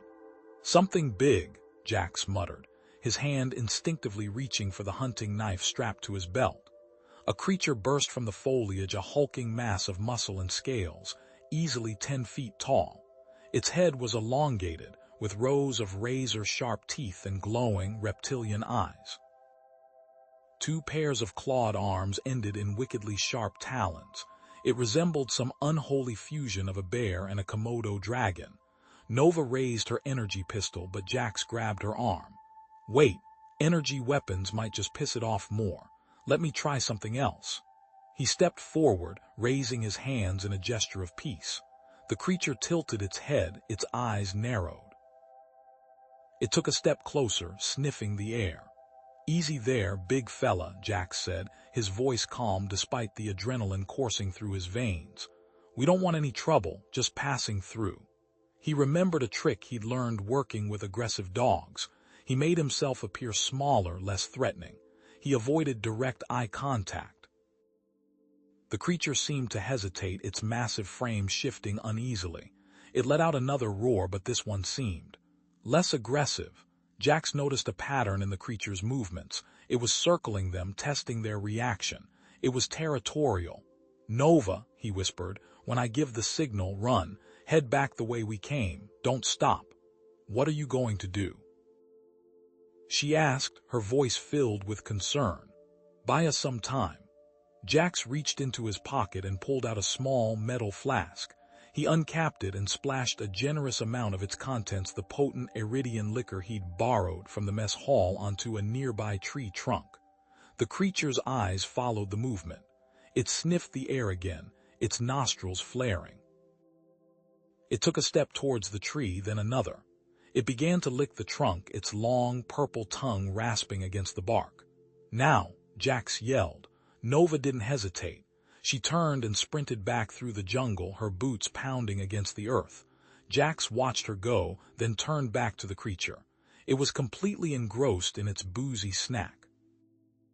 He took a deep breath and followed Nova, running as fast as his injured arm would allow. They didn't stop running until they reached a small, rocky outcrop. Nestled within the rocks was a shallow cave, barely large enough for the two of them. This will have to do, Jax said, collapsing against the cave wall, his breath coming in ragged gasps. Nova examined his arm. It's dislocated. I can reset it, but it will be painful. Just do it, Jax gritted his teeth. Nova, with practiced efficiency, manipulated his arm back into its socket. Jax screamed, a raw, primal sound that echoed through the cave. Afterward, he lay panting on the cave floor, sweat dripping from his forehead. Nova cleaned and bandaged the wound. Thank you, he said, his voice weak. We need to find something to make a sling, she replied, ignoring his gratitude. She began to examine the cave, her scanner whirring softly. What are you looking for? Jax asked. Besides a comfortable bed and room service, I'm detecting unusual particulate matter in the air, microscopic airborne particles. My analysis indicates they are slowly poisoning us. We need to create some kind of filtration system. Jax sighed. Just when I thought things couldn't get any worse. He pushed himself up and began to explore the cave himself. It was small but dry and relatively sheltered. As he ran his hand along the cave wall, he felt something different. A series of indentations, almost hidden beneath a layer of moss and grime. He cleared away the debris, revealing a series of intricate carvings, symbols unlike anything he'd ever seen before. Nova, he called out, take a look at this. Nova approached, her scanner focused on the carvings, her eyes widened. These are Iridian, ancient Iridian. "What does it say?" Jax asked, his curiosity piqued. Nova ran her scanner over the carvings again, translating the symbols. This was once an Iridian colony, established centuries ago, but it was abandoned, destroyed. Destroyed by what? A plague, Nova said, her voice barely a whisper. A mysterious plague that affected only Iridians. They quarantined the planet and left everyone to die. Jax stared at the carvings, a chill running down his spine. A plague. Could it be related to that neurotoxin you found in the plants? Nova's eyes widened. It's possible, the symptoms. They match, but if that's true, then those conspirators weren't just trying to sabotage the cure, Jax finished. They were using an ancient bioweapon, and this whole planet is ground zero. As Jax continued to examine the cave, he discovered a hidden chamber behind a loose rock. Inside was a device. It was damaged, but the basic components were still intact. "Nova, look at this," Jax said urgently. Nova examined the device. It's a long-range communication device, ancient but potentially functional. She sighed. "It's missing a key component, a rare crystal used to amplify the signal. Where do we find one of those?" Jax asked. Nova looked grim. "According to the device's schematics, the crystal is found in the apex predator on this planet," she said. Jax stared at her. "You mean that giant lizard thing?" Nova nodded. The schematics indicate a deposit of the crystal grows in the creature's brain stem. It would be a difficult and dangerous task. Jax thought for a moment. "I'll go," he said. "You need to stay here and try to fix the communicator. Besides, I have a plan." "A plan?" Nova asked skeptically. "Remember those neurotoxic plants? I bet I can extract enough of the toxin to make a tranquilizer dart. It won't kill the thing, but it might slow it down long enough for me to grab the crystal." Nova looked at him, her expression a mixture of concern and admiration. "That's incredibly reckless even for you." "Maybe," Jax grinned, "but it's also our best shot." He spent the next few hours carefully extracting the neurotoxin from the plants, using his veterinarian skills to create a makeshift tranquilizer dart. As he worked, Nova tinkered with the communication device, her brow furrowed in concentration. Finally, as the alien sun began to set, casting long shadows across the jungle, Jax was ready. He took a deep breath and prepared to leave the cave. "Be careful," Nova said, her voice soft. "I will," Jax replied. "And Nova, yes, thanks for patching me up back there. You saved my life." Nova nodded, her eyes shimmering with emotion. "Just come back safe." Jax ventured back into the jungle, armed with his tranquilizer dart and his wits. He tracked the creature for hours, following its massive footprints through the dense undergrowth. Finally, he found it sleeping in a clearing, its massive form bathed in the pale moonlight. He took aim, his heart pounding in his chest. He fired the dart. The dart struck the creature in the neck. It roared, thrashing wildly. Jax didn't wait to see if the tranquilizer worked. He ran towards the creature, dodging its flailing limbs. He reached its head and with a swift, precise movement, extracted the crystal from its brain stem. But as he turned to run, the creature lashed out, its clawed hand tearing into his side. He screamed, collapsing to the ground. He managed to crawl away from the creature before it fully awoke, but he knew he was badly injured. He stumbled back towards the cave, leaving a trail of blood in his wake. He collapsed just outside the entrance. Nova found him there, unconscious and bleeding. She dragged him inside the cave and began to work frantically to save his life. Hours later, Jax awoke to the sound of Nova's voice. "You're awake," she said, her face etched with exhaustion. "You lost a lot of blood. I managed to stabilize you, but—" "The crystal?" Jax croaked. Nova held it up. "I have it, and I've managed to repair the communication device." Hope flared in Jax's chest. "Can you reach anyone?" Nova worked feverishly at the device, her fingers flying across the ancient controls. Finally, she stopped, her expression grim. "Nothing," she said, her voice flat. "The Iridian communication network is completely down. I can't reach anyone." Jax closed his eyes, despair washing over him. All this, For nothing, but then Nova spoke again. "Wait," she said. "I'm detecting a large energy signature coming from the mountain range to the west." "What does it mean?" Jax asked. "I don't know," Nova replied, "but it's the only lead we have. If we want to find out what's really going on here, we need to go there."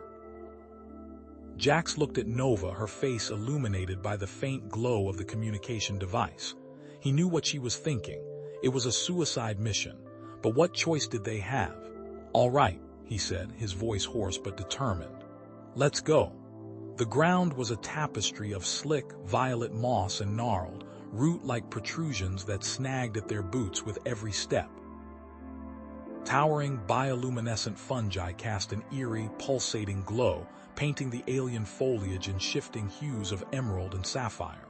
Jax grunted, his breath catching in ragged gasps. Each step sent a jolt of pain through his leg, the alien wound throbbing with a dull, persistent ache. Nova glanced at him, her lilac eyes etched with concern. "We need to slow down. Your injury is worsening." She reached into her medical pack, retrieving a small, cylindrical vial. "This is all I have left. It will dull the pain, but it won't heal you." He waved it away, his heart made. "Save it, we don't know what's ahead." He pushed forward, ignoring the white-hot agony searing through his leg. A faint, high-pitched buzzing filled the air. Nova stopped abruptly, her hand raised. "Jax, wait." She scanned the jungle floor, her eyes narrowed. "I am detecting a new species of insect, highly venomous. They nest in the undergrowth." Too late. A blur of iridescent green darted from the shadows, stinging Jax's exposed forearm. He cried out, swatting at the insect, which was no bigger than his thumb, as a searing pain shot up his arm. Nova reacted instantly, drawing her sidearm and vaporizing the remaining insects with a precise burst of energy. She then ripped a strip of cloth from her uniform, tying it tightly above the sting. "The venom is fast-acting. We need to move. Now." They pressed onward, the buzzing a constant reminder of the lurking danger. After what felt like hours, the jungle floor began to slope upward, leading toward the looming mountain range. A narrow canyon carved its way through the foothills, the only apparent path forward. But the canyon was filled with a thick, swirling mist, its color an unsettling shade of opalescent green. "Sensors indicate a high concentration of psychoactive compounds," Nova said, her voice grim. "This mist is hallucinogenic." Jax squinted at the canyon, his mind racing. Hallucinogenic, like a concentrated dose of, what was it? PCP. A memory flickered, a late night in the ER, a patient ranting about invisible spiders. "Wait a minute. I remember something about the antidote they used. A specific enzyme inhibitor." He trailed off, lost in thought. "Nova, can you synthesize a temporary antidote? Something to block the neurotransmitters affected by the mist?" Nova considered this, her brow furrowed. "Theoretically, yes, but it will require precise calibration and a significant amount of energy." "We don't have a choice," Jax said, his voice firm. "Without it, we're walking into a nightmare." Under the eerie glow of the bioluminescent fungi, Nova worked quickly, her hands moving with practiced precision. She extracted samples from the surrounding flora, analyzing their chemical composition with her portable scanner. After what seemed like an eternity, she held up a small vial filled with a clear, shimmering liquid. "This should provide temporary immunity. But be warned, the effects are unpredictable, and it won't last long." They each took a dose, the liquid burning a cold path down their throats. As they entered the canyon, the mist swirled around them, its touch like icy fingers on their skin. The air grew thick and heavy, distorting their senses. The hallucinations began subtly. The bioluminescent fungi pulsed with an unnatural rhythm, their colors intensifying, morphing into grotesque faces. The ground seemed to shift and writhe beneath their feet. Then the visions became more vivid, more disturbing. Jax saw his ex-wife, her face contorted in anger, accusing him of his failures. Nova saw her deceased parents, their faces gaunt and accusing, questioning her dedication to the Iridian people. They stumbled onward, clinging to each other for support, their minds battling the onslaught of terrifying images. And then, through the swirling mist, they saw it. A crashed Iridian scout ship, its hull twisted and broken, half swallowed by the encroaching vegetation. They approached cautiously, their weapons raised. The ship was silent, eerily still. The entrance hatch was partially open, revealing a dark and gaping maw. Inside, the air was thick with the stench of decay. Skeletal remains lay scattered across the control panels, their bones bleached white by time and the alien atmosphere. Nova activated her scanner, searching for any sign of life. "Nothing," she said, her voice barely a whisper. "Only the echoes of the dead." She located the ship's data log, its casing cracked and corroded. Miraculously, it still functioned. As she downloaded the data, a holographic display flickered to life, revealing the ship's mission: to investigate the source of a mysterious energy signature emanating from deep within the mountains. An energy signature that matched the plague's origin. The log mentioned a failsafe protocol, a way to contain the plague, but it required a specific genetic key, one that was lost with the ship's crew. As they exited the ship, the hallucinations seemed to intensify, the mist pressing in on them, suffocating them. And then they were ambushed. A hail of energy bolts ripped through the air, narrowly missing them. They dove for cover behind the wreckage of the ship, their hearts pounding in their chests. "Iridian soldiers," Nova hissed, peering through a crack in the hull, wearing specialized environmental suits. The soldiers advanced, their weapons trained on the ship. "Jax, Clark, and Nova, you are ordered to surrender," a voice boomed through the canyon. "You are interfering with matters beyond your comprehension." "The conspiracy," Nova breathed, her face pale. "They've been tracking us. And they intend to eliminate us," Jax added, his voice grim. A firefight erupted, the canyon echoing with the roar of energy weapons. Jax and Nova used the hallucinogenic mist to their advantage, creating illusions and distractions, confusing their attackers. Nova managed to disable one of the soldiers, wrestling him to the ground and ripping off his helmet. She pressed her weapon to his head. "Tell me what you're planning. What is the purpose of the plague?" The soldier, his eyes wide with fear, stammered, "We are going to weaponize it. Unleash it on the rival factions. Create chaos and seize control of the planet." Jax, despite his injuries, was already formulating a plan. "Nova, can you reactivate the ship's distress beacon?" "Yes, but it will take time." "We don't have time," Jax said. "We'll use the ship as a diversion. Lure them away while we continue our trek." Nova hesitated. "It's too risky." "We don't have a better option," Jax insisted, his voice firm. "Trust me." Working together, they managed to reactivate the ship's distress beacon, sending a signal into the atmosphere. The soldiers, sensing the opportunity, converged on the ship, their attention diverted. As the soldiers swarmed the ship, Jax and Nova slipped away, disappearing into the swirling mist. They used their knowledge of the terrain to their advantage, navigating the treacherous canyon with practiced ease. Reaching the other side of the canyon, they found it. A hidden entrance to an underground tunnel, concealed behind a waterfall of shimmering green mist. "This wasn't here before," Nova said, her voice filled with a mixture of awe and apprehension. They entered the tunnel, the air growing colder, the silence more profound. It was not a natural formation, they soon realized, but a technologically advanced structure, its walls smooth and metallic, humming with an unknown energy. Before they could proceed further, the tunnel entrance collapsed behind them, sealing them inside and plunging them into absolute darkness. Jax and Nova activated their suits' emergency lights. The beams cut through the oppressive darkness, revealing a tunnel not of rough-hewn rock, but lined with smooth, obsidian-like material. Intricate, glowing symbols pulsed with a soft, internal light, snaking across the walls like veins of liquid fire. The air hung thick and still, heavy with an unknown energy.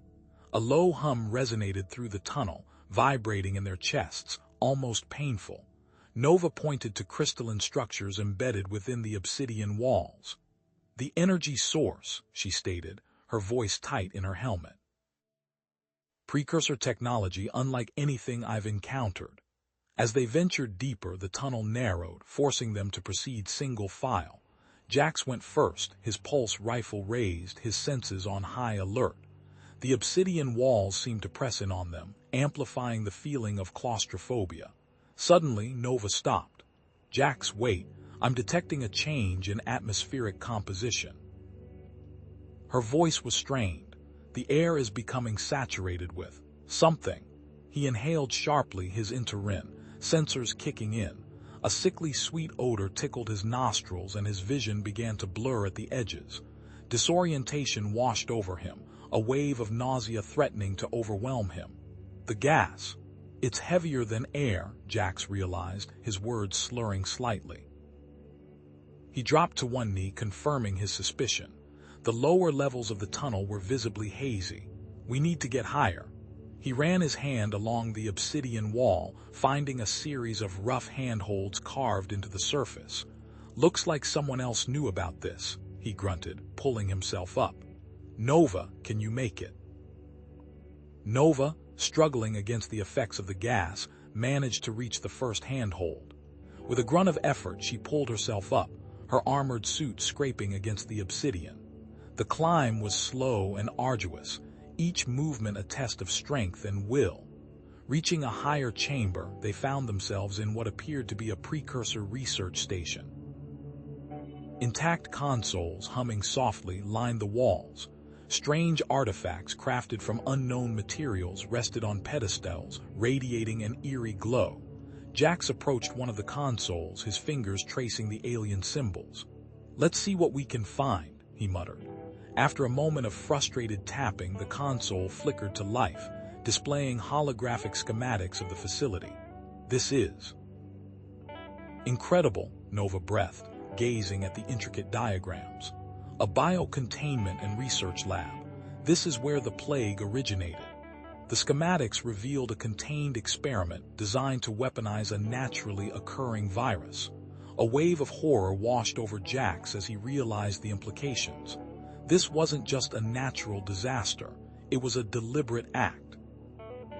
Scrolling through the console's data logs, Jax discovered a hidden message, encrypted with a complex code. After a few tense minutes, his knowledge of cryptography allowed him to break the cipher. "Damn it," he hissed. "There's a connection to a powerful Iridian corporation. They wanted to control the plague, profit from it." Suddenly, a klaxon blared and red lights flashed throughout the chamber. "The gas levels are increasing rapidly," Nova cried, her voice panicked. "The tunnel is being flooded." Jax scanned the room, his eyes darting from one object to another. "There," he shouted, pointing to a ventilation system built into the wall. "But it requires an access code."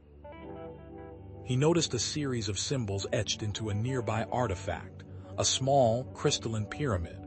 The symbols seemed to match the code sequence required for the ventilation system. He quickly memorized the pattern, his mind racing. Working feverishly, he inputted the access code into the console. A tense moment of silence followed, broken only by the increasing shriek of the klaxon. Then, with a hiss of compressed air, the ventilation system roared to life, sucking the gas out of the tunnel. But the activation triggered something else. Automated defense turrets hidden within the walls whirred to life, their energy barrels glowing ominously. "Jax, look out!" Nova screamed. The turrets opened fire, unleashing a barrage of energy blasts that ripped through the chamber. Jax and Nova scrambled for cover behind the precursor consoles, the air filled with the acrid smell of ozone and the whine of deflected energy. During the chaos, a section of the tunnel wall groaned and collapsed inward, revealing a massive chamber beyond. The air was thick with a fetid stench, and a cacophony of guttural roars echoed through the opening. The chamber was filled with mutated, grotesque creatures, their bodies twisted and deformed by the plague's experimentation. Drawn by the energy signatures, they began to swarm towards Jax and Nova, their eyes glowing with predatory hunger. The corridor vibrated with the relentless staccato of turret fire. Jax, crouched behind a shimmering emerald energy shield projected by Nova's gauntlet, barked, "Left! Angle the shield left! They're compensating for the last ricochet." He squeezed off a burst from his scavenged plasma rifle, the weapon spitting emerald bolts that chewed chunks from the polished precursor walls. Damn things are learning. Nova, her brow furrowed in concentration, shifted the shield, the energy field rippling as it absorbed another barrage. Their targeting matrix is predictable. I'm analyzing firing patterns. There's a blind spot, approximately 30 degrees to the east near that damaged console. Jax didn't hesitate. Move, now. He laid down, suppressing fire as Nova sprinted toward the console, the shield deflecting a hail of plasma bolts. Reaching the relative safety of the console's shadow, Jax quickly assessed their surroundings. These precursor consoles, they're still functional. He ran a hand over the smooth, obsidian surface. Think I can access the facility's security system? His fingers danced across the alien interface, bringing up a cascade of glyphs and symbols. Damn, the system uses a complex energy signature to identify authorized personnel. Can't directly replicate it, but there's a pattern here. He traced a finger along a series of illuminated lines, some kind of harmonic resonance, almost like a key. Nova, meanwhile, was examining a shattered precursor energy weapon lying near the console. Its casing was cracked, revealing a pulsating crystalline core. This weapon, it's damaged, but the core is still intact. I theorized that its energy signature could be adapted to disrupt the turret's targeting systems. EMP?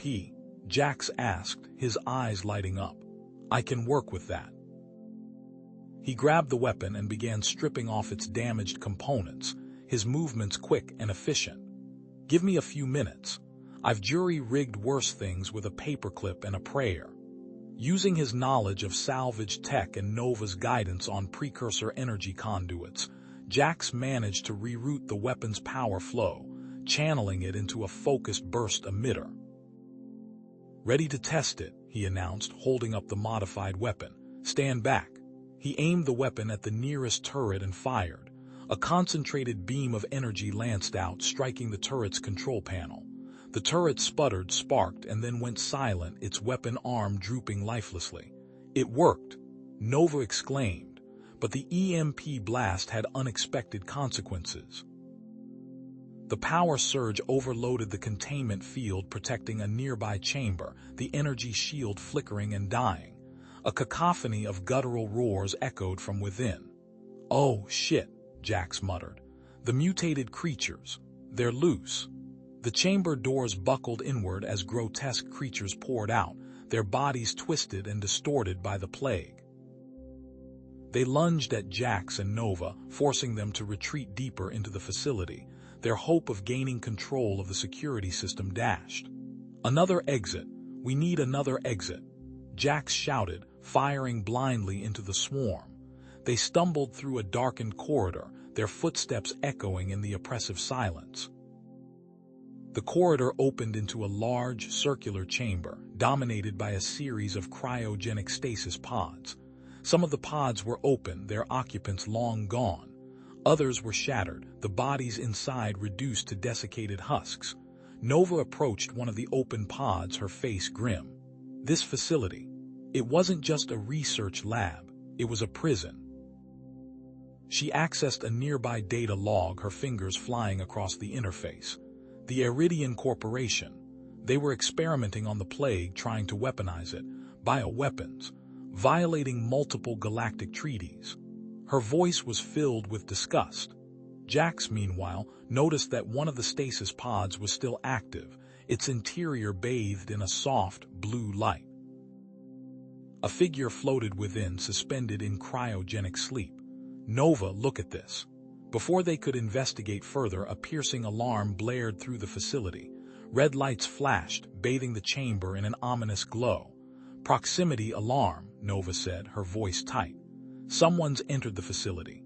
A moment later, the unmistakable sound of heavy footsteps echoed through the corridors. The footsteps were accompanied by the whine of energy weapons being charged. "Iridian soldiers," Jax said grimly, "and they're not here to help us." The soldiers, clad in black armor and armed with advanced pulse rifles, moved with ruthless efficiency, systematically clearing each room. Their orders were clear: eliminate any threats and leave no witnesses.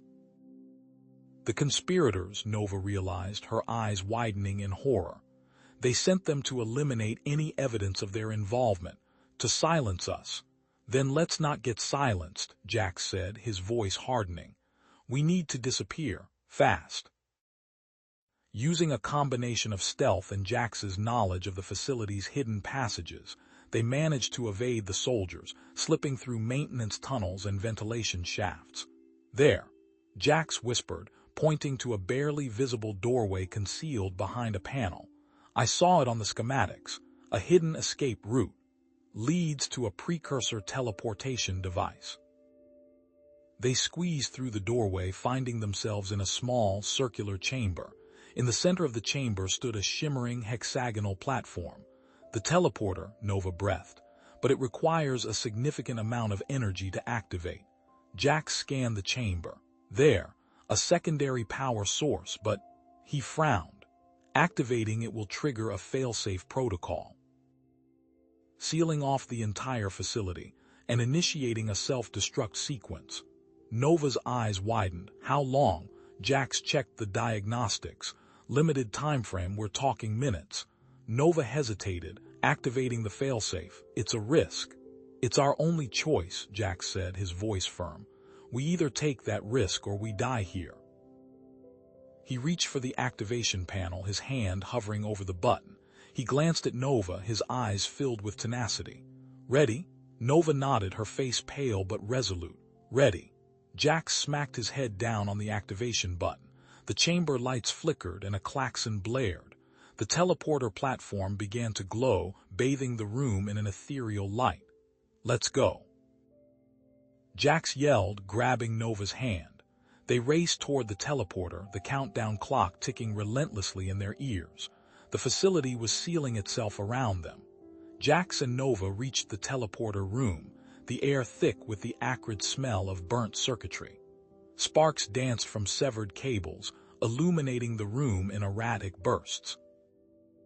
The teleporter platform itself was scarred with scorch marks, its once gleaming surface now pitted and blackened. "Heavily damaged is an understatement," Nova muttered, her voice tight with frustration. She knelt beside a control panel, her fingers flying across the damaged interface. "Damn it, the primary power conduit is fried, and the targeting matrix. It's barely holding together." She paused, her brow furrowed in concentration. "It requires a specific precursor energy signature to lock onto a destination. Without it, we're going nowhere." Jax, meanwhile, was already at work, his multi-tool humming as he examined the exposed wiring. "I might be able to reroute power from the auxiliary generators," he said, his voice focused. "Bypass the damaged components. It's risky, but it's our only shot." Before he could make further progress, the unmistakable sound of approaching footsteps echoed through the corridor. "They're here," Nova warned, rising to her feet and activating her shield gauntlet. Iridian soldiers burst into the room, weapons raised. Laser fire ripped through the air, ricocheting off the walls. Nova raised her shield, deflecting the energy blasts, creating a momentary diversion. "Jax, hurry!" she shouted over the din of battle. Taking advantage of the respite, Jax worked feverishly, his fingers moving with practiced speed. Sweat beaded on his forehead as he spliced wires and rerouted power. The teleporter platform shuddered to life, bathing the room in an eerie blue glow. "Almost there," he grunted, his voice strained with exertion. But as the targeting system flickered to life, it became clear that something was wrong. The display was a chaotic mess of energy signatures, showing dozens of possible destinations, none of them stable. "The targeting system is unstable," Nova yelled, deflecting another volley of laser fire. "You have to choose a destination now." Jack stared at the chaotic display, his mind racing. He needed a stable signature, something familiar. Then he saw a faint, almost imperceptible energy flicker in one corner of the display. It was weak, barely registering, but something about it resonated with him. He recognized it, though he couldn't immediately place where from. That one. He shouted, locking onto the faint signature with a desperate stab of his finger. I don't know why, but I recognize that signature. It's our only hope. Without hesitation, Jack slammed his hand down on the activation button. The teleporter platform roared to life, engulfing them in a blinding flash of light just as the Iridian soldiers were about to overwhelm them. Then, everything went black. Jax gasped for breath, his head spinning. He felt disoriented, nauseous, as if he'd been torn apart and reassembled. He stumbled, his hand instinctively reaching out for something to steady himself. He found Nova's arm, gripping it tightly. They materialized in a space that was the antithesis of the sterile, metallic corridors they had been navigating. This was a cavernous chamber shrouded in darkness, the air thick with a heavy, earthy scent. The only light came from strange, glowing crystals embedded in the walls, casting long, eerie shadows. "Where are we?" Nova whispered, her voice filled with a mixture of awe and trepidation. Jack scanned their surroundings, his eyes widening in disbelief. This was still part of the precursor facility, but it was unlike anything they had seen before.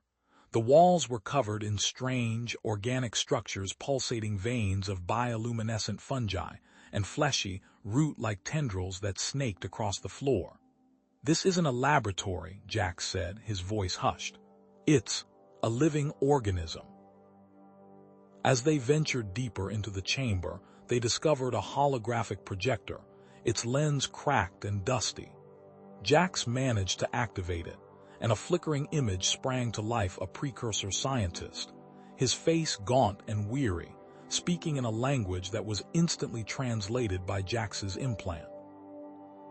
"If you are seeing this," the scientist said, his voice echoing through the chamber, "then our worst fears have been realized. The plague. It has become uncontrollable. We came here not to weaponize it, but to understand it, to create a symbiotic relationship. We believed we could control its destructive power, harness it for the good of our people. We were wrong." The scientist paused, his gaze hardening. "There is a fail-safe protocol, a way to neutralize the plague, but it requires a specific genetic key, one that is encoded within the original host organism." Nova's eyes widened. "The active stasis pod," she breathed. "The one we saw earlier, that's where the genetic key is." Suddenly, a guttural roar shattered the silence. From the depths of the chamber, a massive, mutated creature emerged from the shadows. It was far larger and more grotesque than any of the plague-infected creatures they had encountered before, a hulking monstrosity of flesh and bone, its eyes glowing with malevolent intent. The creature lunged, its claws extended. Jax and Nova barely had time to react, diving for cover as the creature's massive form crashed through the organic structures around them. "We have to get out of here," Jax yelled, scrambling to his feet. They fled deeper into the organic chamber, the creature hot on their heels, its roars echoing through the cavern. As they ran, Jax noticed something strange. The symbols etched into the walls, symbols they had seen throughout the facility, were beginning to glow with an ominous red light. A low, rumbling hum filled the air, growing louder with each passing second. "What's happening?" Nova shouted, glancing back at the glowing symbols. Jax's blood ran cold. He knew what that meant. "The self-destruct sequence," he said, his voice filled with dread. "It's been activated." The tunnel throbbed around them, its fleshy walls contracting rhythmically, pushing them forward even as the mutated creature's guttural roars echoed close behind. Jax scrambled ahead, the glowing crystals clutched tight in his hand, their warmth a small comfort against the clammy, organic surface. A section of the tunnel ceiling collapsed ahead, showering them with chunks of pulsating biomatter. The air thickened with a sweet, sickly smell and a fine mist of spores that stung Jax's nostrils. He coughed, waving a hand in front of his face. "This place is falling apart." Nova, her face pale but resolute, spared a glance behind. "The creature's movements are destabilizing the organic structures. We need to keep moving." She consulted her scanner, her brow furrowing. "It's energy signature. It's unlike anything I've seen. It's directly connected to the precursor plague experiment." Jack stopped, his eyes widening. "Connected how?" "I don't know yet," she said, her voice tight with urgency. "But it's as if it's channeling the plague's energy." He didn't have time to process that. The creature's roar was deafening now, closer than ever. Thinking fast, Jack slammed one of the crystals against a jagged outcropping of rock. A concentrated beam of energy shot out, striking the tunnel wall with a crackling sizzle. He stared at the crystal, surprised. "Well, that's new. What is it?" Nova asked, already moving forward. I think these things are like batteries," Jack said, hefting the crystal. "Hit them right and they pack a punch." He didn't have to wait long to test his theory. The creature rounded a bend in the tunnel, its multiple eyes blazing with predatory hunger. Jax aimed the crystal and struck it against his armored gauntlet. Another energy blast erupted, hitting the creature squarely in the chest. It staggered back, momentarily stunned, its roars turning into pained hisses. "Go!" Jax yelled, grabbing Nova's hand and pulling her forward. They sprinted through the tunnel, the creature's enraged bellows spurring them on. They burst into a small, hidden alcove carved into the tunnel wall. It was a stark contrast to the organic chaos outside. The walls lined with smooth, metallic panels and humming with dormant energy. In the center of the alcove stood a precursor research terminal, its screen displaying complex schematics of the organic chamber's construction. Glowing lines traced the flow of energy through the pulsating walls and writhing tendrils. Nova rushed to the terminal, her fingers flying across the alien interface. "This chamber, it's designed to act as a massive bioreactor. They were attempting to harness the plague's energy for beneficial purposes." She sounded incredulous. Jax ran his hand along the cool metal of the wall, noticing a series of intricate symbols etched into the surface. They were the same symbols he'd seen on the walls throughout the facility. He frowned. "These symbols, I think they're a countdown timer." Nova's eyes widened as she deciphered the terminal's display. "Self-destruct sequence. Initiated. This facility is designed to eradicate any remaining plague samples, but it will also destroy everything else, including us," Jack said grimly. "The terminal indicates a fail-safe protocol," Nova said, her voice regaining its professional edge. "A specific sequence of energy pulses needs to be channeled through the organic structures to override the self-destruct." Before they could delve further into the schematics, a section of the alcove wall buckled inward. The mutated creature, its eyes burning with renewed fury, smashed through the opening, showering them with debris. "We need to move," Nova shouted, grabbing Jax's arm. They fled the alcove, back into the labyrinthine tunnels of the bioreactor. As they ran, Nova continued to monitor the creature's energy signature on her scanner. "Wait," she said suddenly, stopping short. The creature's energy signature. It's fluctuating in a rhythmic pattern. Jack stared at her, confused. "Rhythmic? What do you mean?" "It's mirroring the energy pulses needed for the fail-safe," Nova explained, her eyes alight with understanding. "The precursors must have designed the system to respond to the plague's natural energy fluctuations." Jax's mind raced. "So if we can mimic that pattern, we can trigger the fail-safe," Nova finished, nodding. "But how?"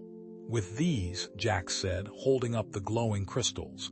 "We can use them to generate the energy pulses. We just need to figure out the rhythm." They set a trap for the creature, luring it deeper into the bioreactor, towards a central chamber where the organic structures converged like the veins of a colossal heart. The chamber pulsed with a sickly green light, and the air vibrated with a low, resonant hum. The creature lumbered into the chamber, its multiple eyes fixated on them. Jax raised the crystal weapon, his heart pounding in his chest. He had no idea if this would work. He struck the crystal against his gauntlet, firing an energy blast at a specific point on the chamber wall, trying to match the creature's erratic energy rhythm. The chamber shook violently. More chunks of biomatter rained down from the ceiling. The self-destruct sequence was accelerating. Jax fired again and again, each blast timed to the creature's fluctuating energy signature. He was improvising, relying on instinct and a lifetime of playing music, trying to find the right beat, the right tempo. Nova watched, her brow furrowed in concentration, analyzing Jax's energy pulses on her scanner. "There's a subtle harmonic distortion," she said, her voice barely audible above the roaring of the bioreactor. "It's preventing the fail-safe from activating." Jax gritted his teeth, sweat dripping down his face. "What kind of distortion?" "Your energy, it's not enough, it needs to be augmented." "Augmented how?" Nova hesitated, her gaze meeting Jax's. "I need to channel my energy through you. We need to fire the pulses together." Jax stared at her, understanding dawning in his eyes. It was a desperate gamble, but they were out of options. He nodded. "Do it." Nova stepped forward, her hand reaching for his. Their fingers intertwined and a surge of energy passed between them, a jolt of pure, raw power that made Jax's vision swim. He could feel Nova's presence in his mind, her thoughts and emotions mingling with his own. Together, they raised the crystal weapon. Together, they struck it against his gauntlet. Together, they fired. The energy blast ripped through the chamber, striking the designated point with a blinding flash of light. The entire facility shuddered, and the precursor terminal flickered to life.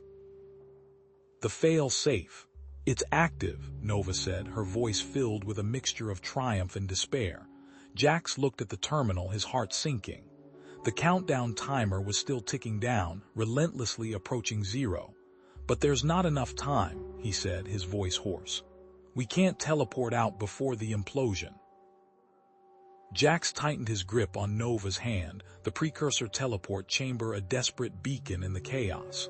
The ground bucked beneath their feet, a monstrous tremor that threatened to hurl them into the chasm widening behind them. Screeching metal tore itself apart, a chorus of impending doom. Heat radiated from the walls, a palpable threat. "Almost there," Nova gasped, her voice strained against the din. They reached the chamber, a circular platform bathed in the eerie blue glow of the precursor technology. Nova rushed to the control panel, her fingers flying across the alien symbols. Sparks erupted as she bypassed damaged circuits. "The self-destruct is interfering with the energy flow," she shouted, her brow furrowed in concentration. "But there's a failsafe. It's designed to prevent non-organic matter from being teleported. Only living things can pass through. But the chamber itself is not organic." Jax's mind raced. Time was collapsing around them, each second a hammer blow against their hopes. "So, what does that mean?" Nova's fingers danced across the controls, her eyes scanning the readings. "It needs a massive surge of organic energy to activate enough to override the failsafe. Something has to convert the chamber to organic matter." Jax's gaze swept the immediate area. Debris littered the floor, twisted metal and shattered crystal. "We don't have time to clear it. We don't have time for anything." He met Nova's gaze, his expression grim. "We use the organic matter that is in the surrounding area, convert it to energy." Nova recoiled, her eyes widening in horror. "Jax, no, that would mean killing all the life forms around here, the facility staff. There's no other way. This chamber has to be clear, Nova. This is the only way." Jax's voice was firm, imbued with a desperation that mirrored her own. As they argued, the screech of boots on metal echoed through the chamber. A contingent of Iridian soldiers, clad in black armor, stormed into the room, led by the imposing figure of Commander Thrax. "So, the little lovebirds thought they could escape," Thrax sneered, his voice amplified by his helmet. "I've been tracking you both. The Queen will be pleased. Your genetics will be extracted, human, and this This precursor technology will be secured. Nova stepped forward, her voice ringing with defiance. Thrax, you don't understand. The facility is about to implode. We have to use the teleport to warn the city. Thrax dismissed her with a wave of his hand. Silence, Nova. Your research was a waste of resources, and your obsession with this human is a weakness I will not tolerate. He barked an order. Apprehend the human. Eliminate any resistance. The soldiers raised their weapons, energy rifles humming with deadly power, but before they could fire, Nova acted. Focusing the energy of the glowing crystal in her palm, she unleashed a concentrated electromagnetic pulse. The soldiers' weapons sputtered and died, useless hunks of metal in their hands. A firefight erupted. Jax, relying on his instincts and combat training, tackled one soldier, disarming him with a swift kick. Nova, wielding the crystal like a weapon, deflected energy blasts and disabled more soldiers with precise pulses. During the chaos, a stray blast ricocheted off the wall and struck the teleport controls, sending sparks flying. The platform shuddered violently. The controls are damaged, Nova cried, her voice barely audible above the din. We're running out of time. Jax, having subdued his attacker, saw Thrax standing near the damaged control panel. He lunged, tackling the commander to the ground. He wrestled Thrax's weapon from his grasp, pointing it at the Iridian's head. I can end this right now, Jax growled, his finger tightening on the trigger. But I need to help Nova. Nova, her face streaked with sweat and grime, looked at him with pleading eyes. Jax, no, leave him. Focus on the teleport. Saving the planet is our priority. Jax hesitated, torn between his desire for revenge and his trust in Nova. He glanced at the countdown timer, now a blur of red numbers. He lowered the weapon, tossing it aside. I trust you, Nova. He turned to the control panel, his mind racing as he tried to decipher the precursor symbols. Drawing on the knowledge he had gleaned from the research terminal, he began to reprogram the teleport, rerouting power and bypassing damaged circuits. Thrax, struggling to his feet, spat on the floor. You fool human. The Iridian government will never accept you as their savior. Your efforts are futile. The timer reached 0. The facility lurched violently, the air crackling with energy. I've got it, Nova shouted, her voice filled with a mixture of triumph and desperation. Coordinates set for the central city. Jax grabbed Nova's hand, his grip tight and reassuring. Ready? Nova nodded, her eyes locked on his. Together, with no time to spare, they activated the teleport. A blinding light engulfed them, erasing the chaos and the danger in a searing flash. The world snapped back into focus with a jarring lurch. One moment, the sterile white of the research lab. The next, a cacophony of alarms and panicked screams assaulted their senses. They materialized in a sprawling plaza, its smooth, obsidian-like paving cracked and scarred. Iridian citizens, their pale green skin slick with sweat, surged past, shoving and scrambling in a desperate attempt to escape. Above, the sky pulsed with crimson light, reflecting off the sleek, geometric structures that towered over the plaza. What in the hell? Jax began, his hand instinctively reaching for the energy pistol holstered at his thigh.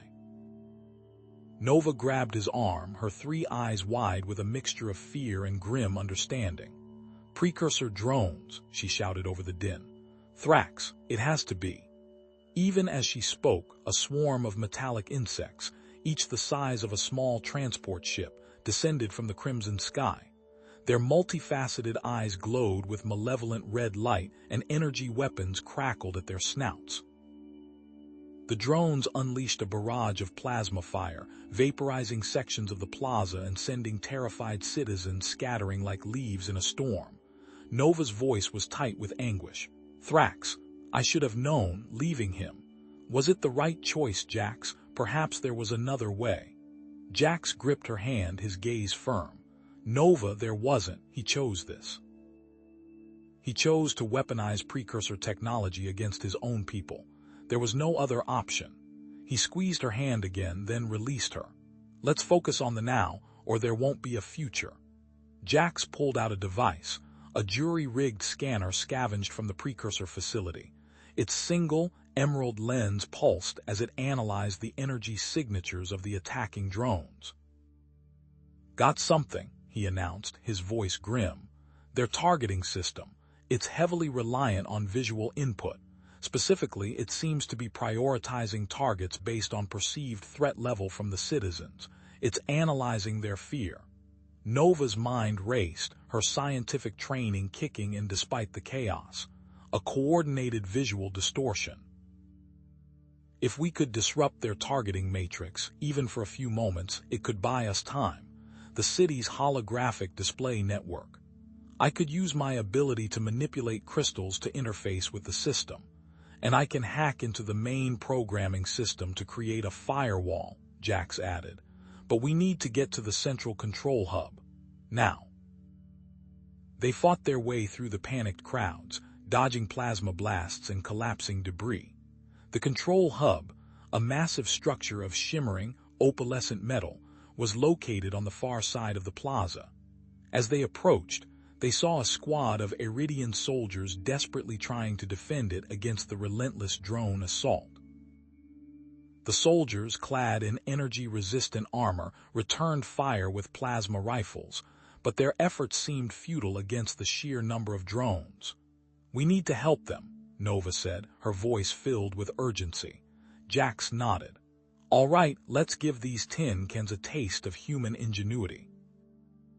Jax, using guerrilla tactics he'd learned in the military, weaved through the chaos, flanking the drones and taking them down with precise shots from his energy pistol. Nova, meanwhile, utilized her scientific ingenuity to create temporary energy shields from shattered crystal shards, deflecting plasma blasts and protecting the soldiers. Reaching the control hub's entrance, they found it heavily guarded by Iridian technicians, their faces etched with fear and distrust. "Halt!" one of them barked, leveling a plasma rifle. "This facility is under lockdown. No one enters." "We can help," Jax said, his voice calm but firm. "We know how to disrupt the drone's targeting system. We need access to the holographic network." The technician scoffed. "You, a human, you know nothing of precursor technology." "I know enough to reroute power to the shields," Jax countered, pointing to a flickering energy conduit. "Right now, they're running at 50% capacity.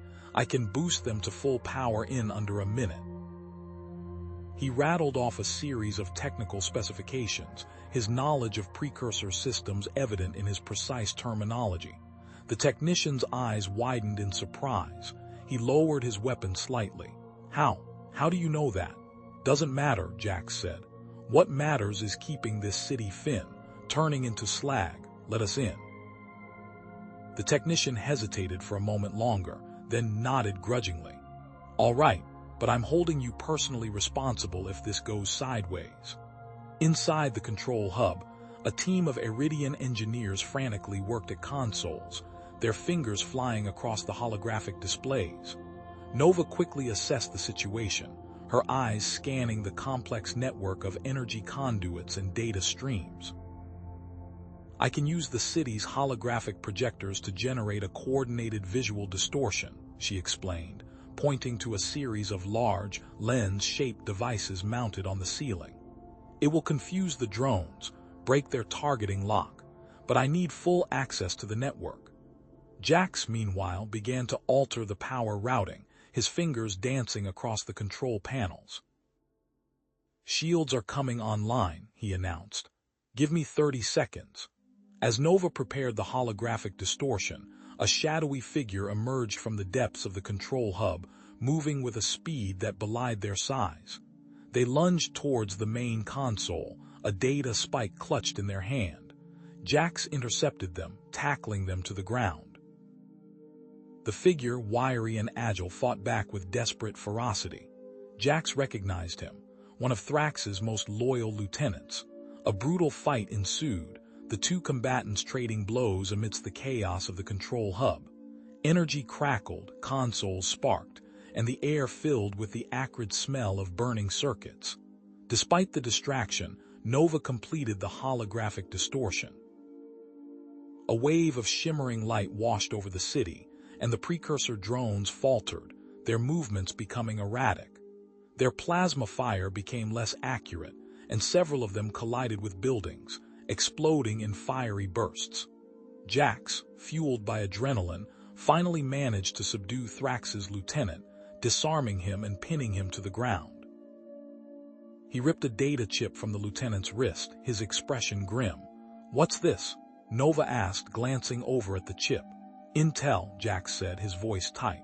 "I'll bet you dollars to donuts it's about the drones."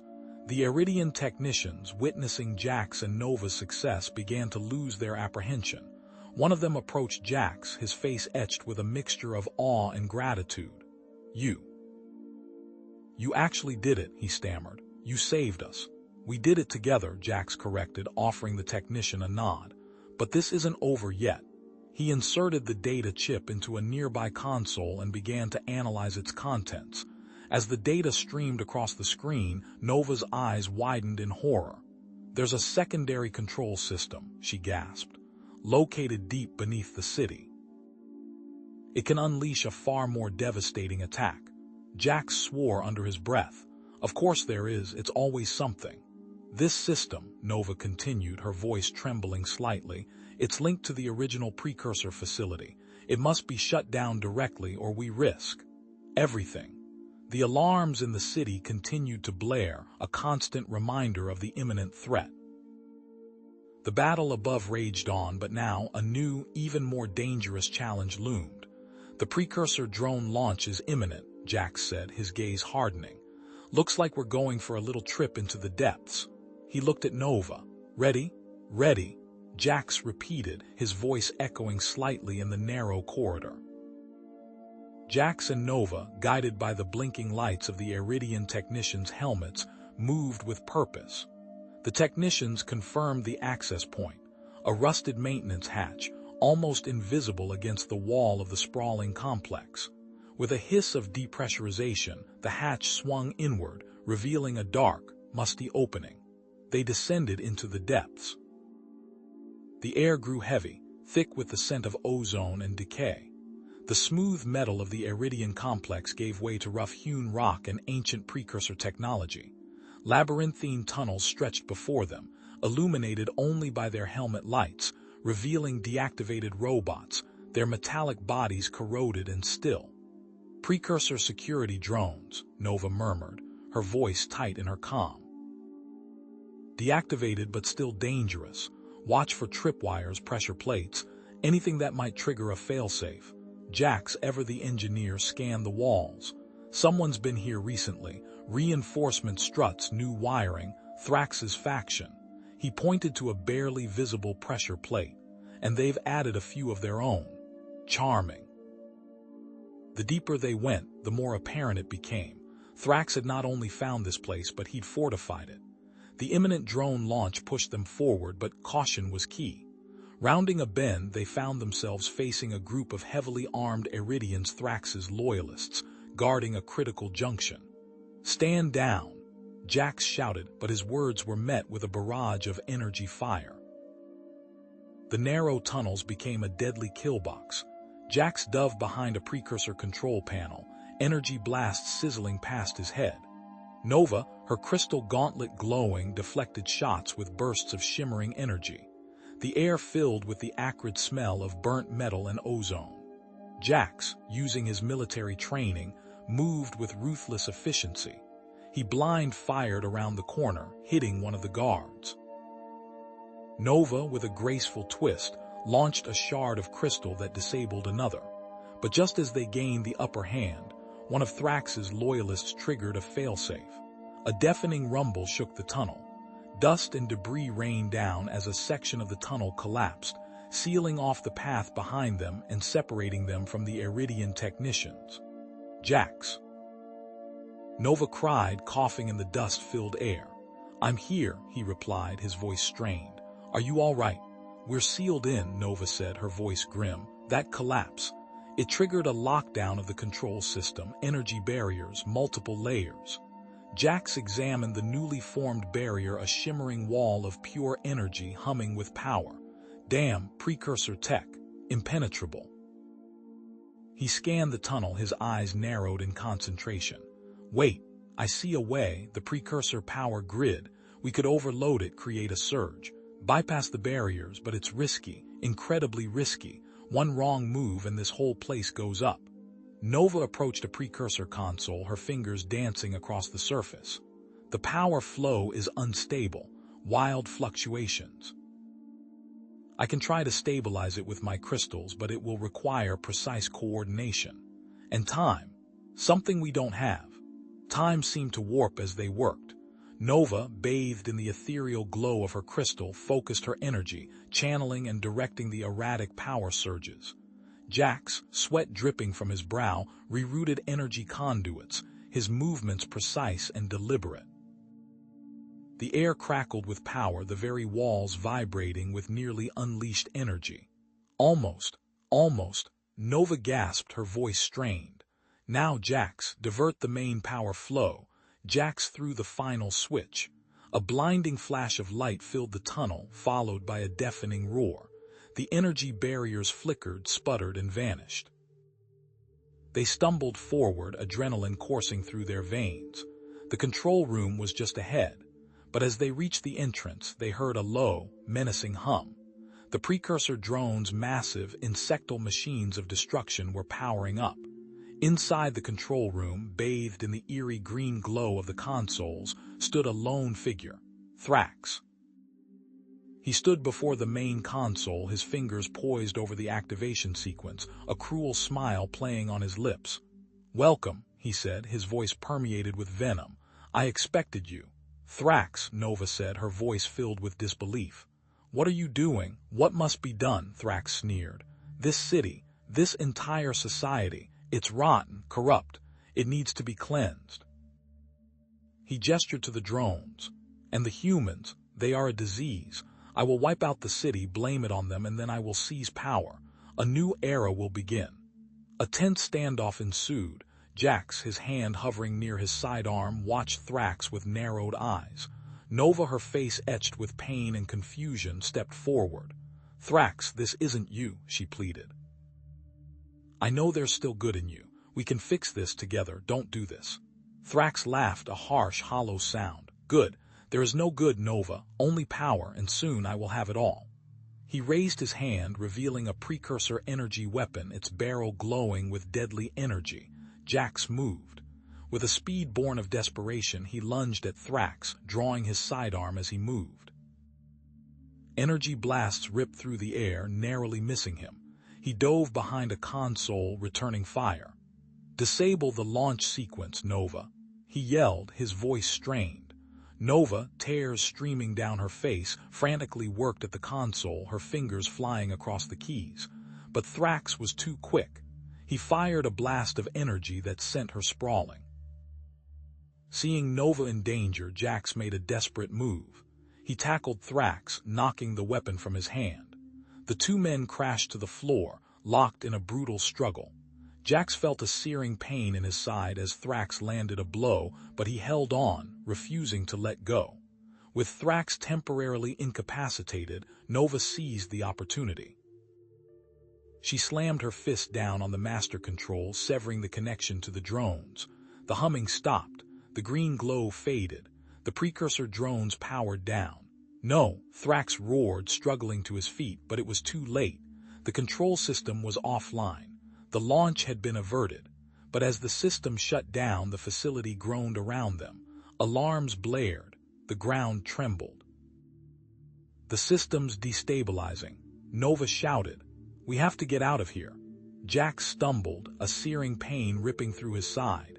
Nova gripped his arm, her crystal-woven suit shimmering as she braced against a falling shard of crystalline architecture. The facility groaned, a monstrous beast in its death throes. Chunks of the ceiling rained down, each impact sending vibrations through the very ground. "Nova, go, I'm slowing you down." "Not an option." Her voice was tight, strained with effort. A surge of blue energy erupted from her hand, forming a temporary shield that deflected a cascade of debris. The air crackled with the scent of ozone and burning crystal. They pressed on, Nova half carrying, half dragging Jax through the collapsing corridors.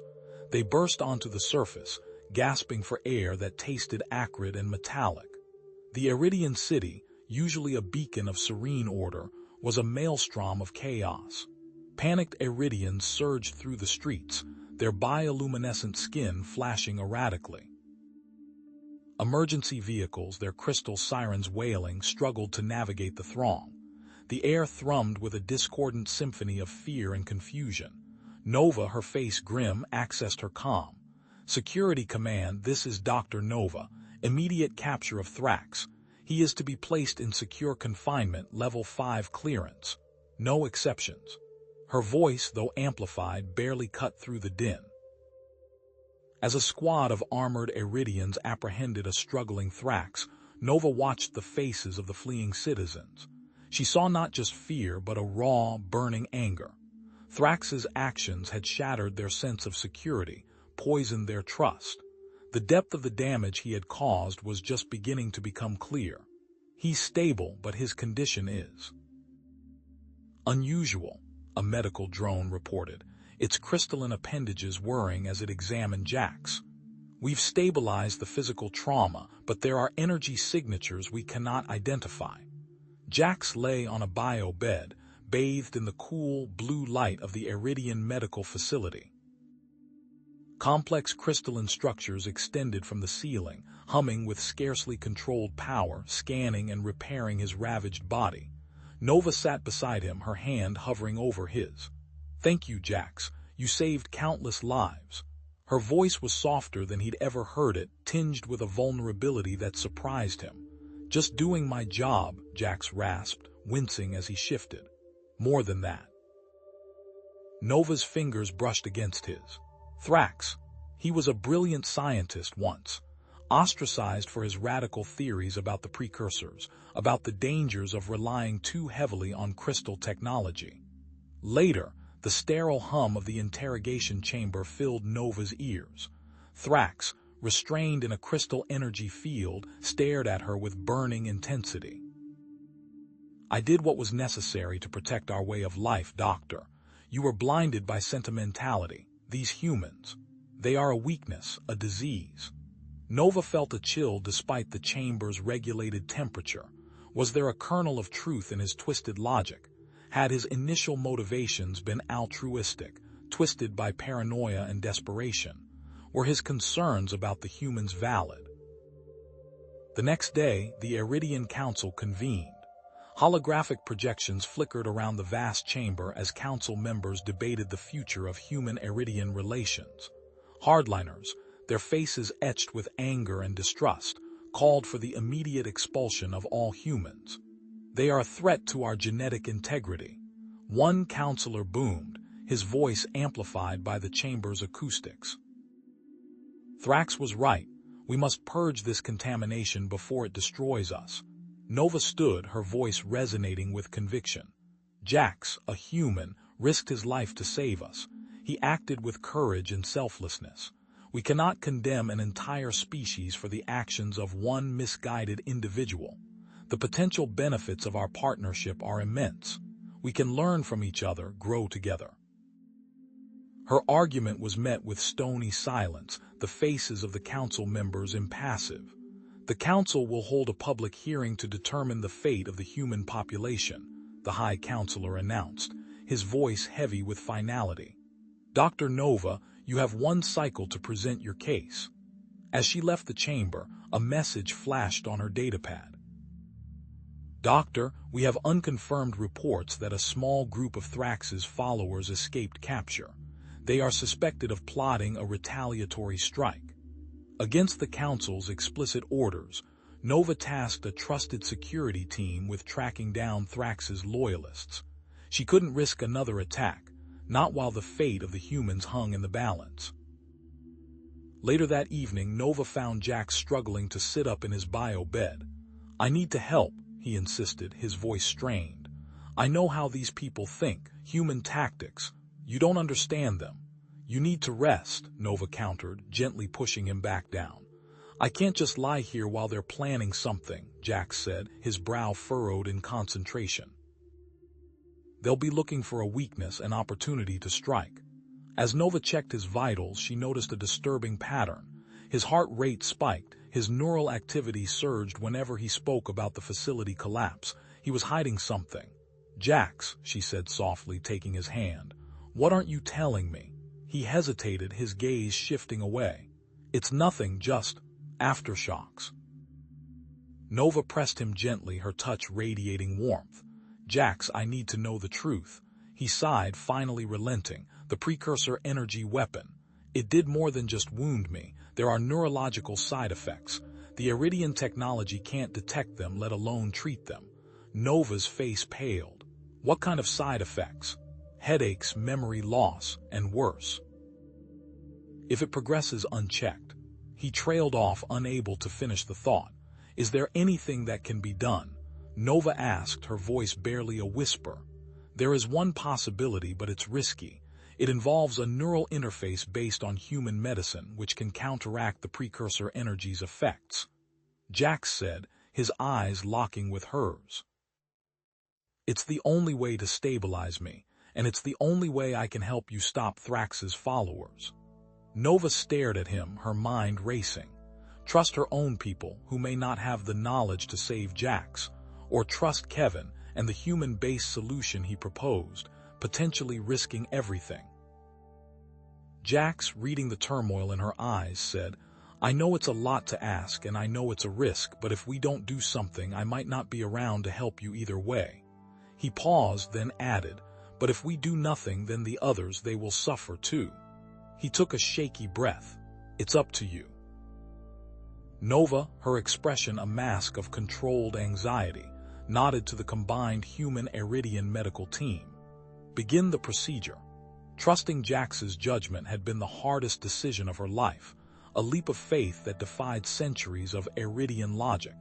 Now, as the team prepped Jax for the human-based neural interface, she could only pray she hadn't made a fatal mistake.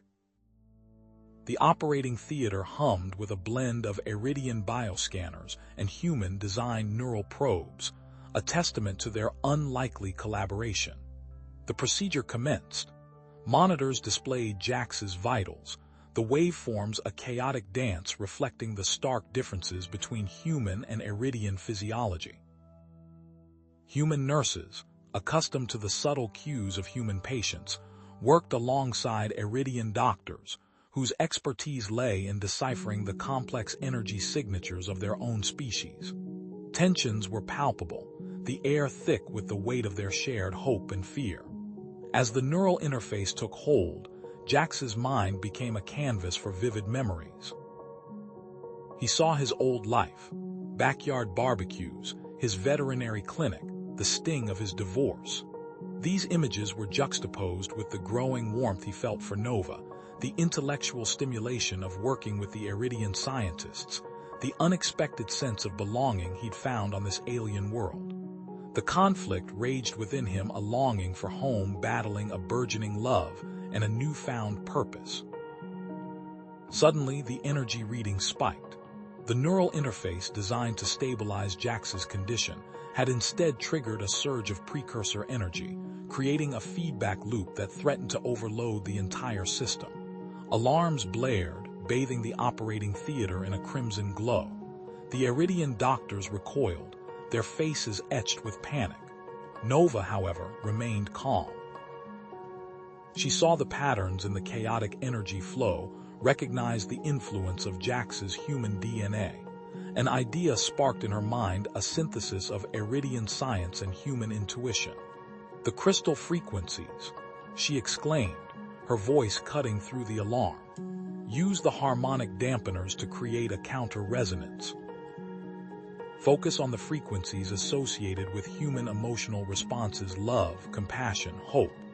It was a long shot, a desperate gamble based on a hunch, but the team trusted her and they worked with a frantic precision, adjusting the harmonic dampeners to the specified frequencies.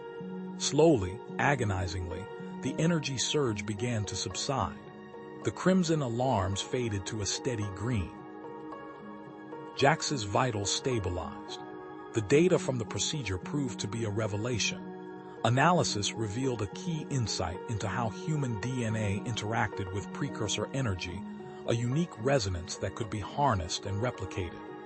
Using this knowledge, Nova and the team developed a genetic modification process that restored fertility to Iridian males.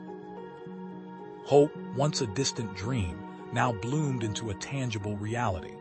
With the fertility crisis averted, Nova turned her attention to the lingering threat of Thrax and his followers. Jax, still recovering from the procedure, provided invaluable intel, recalling details from his captivity that pointed to the location of their hidden base of operations.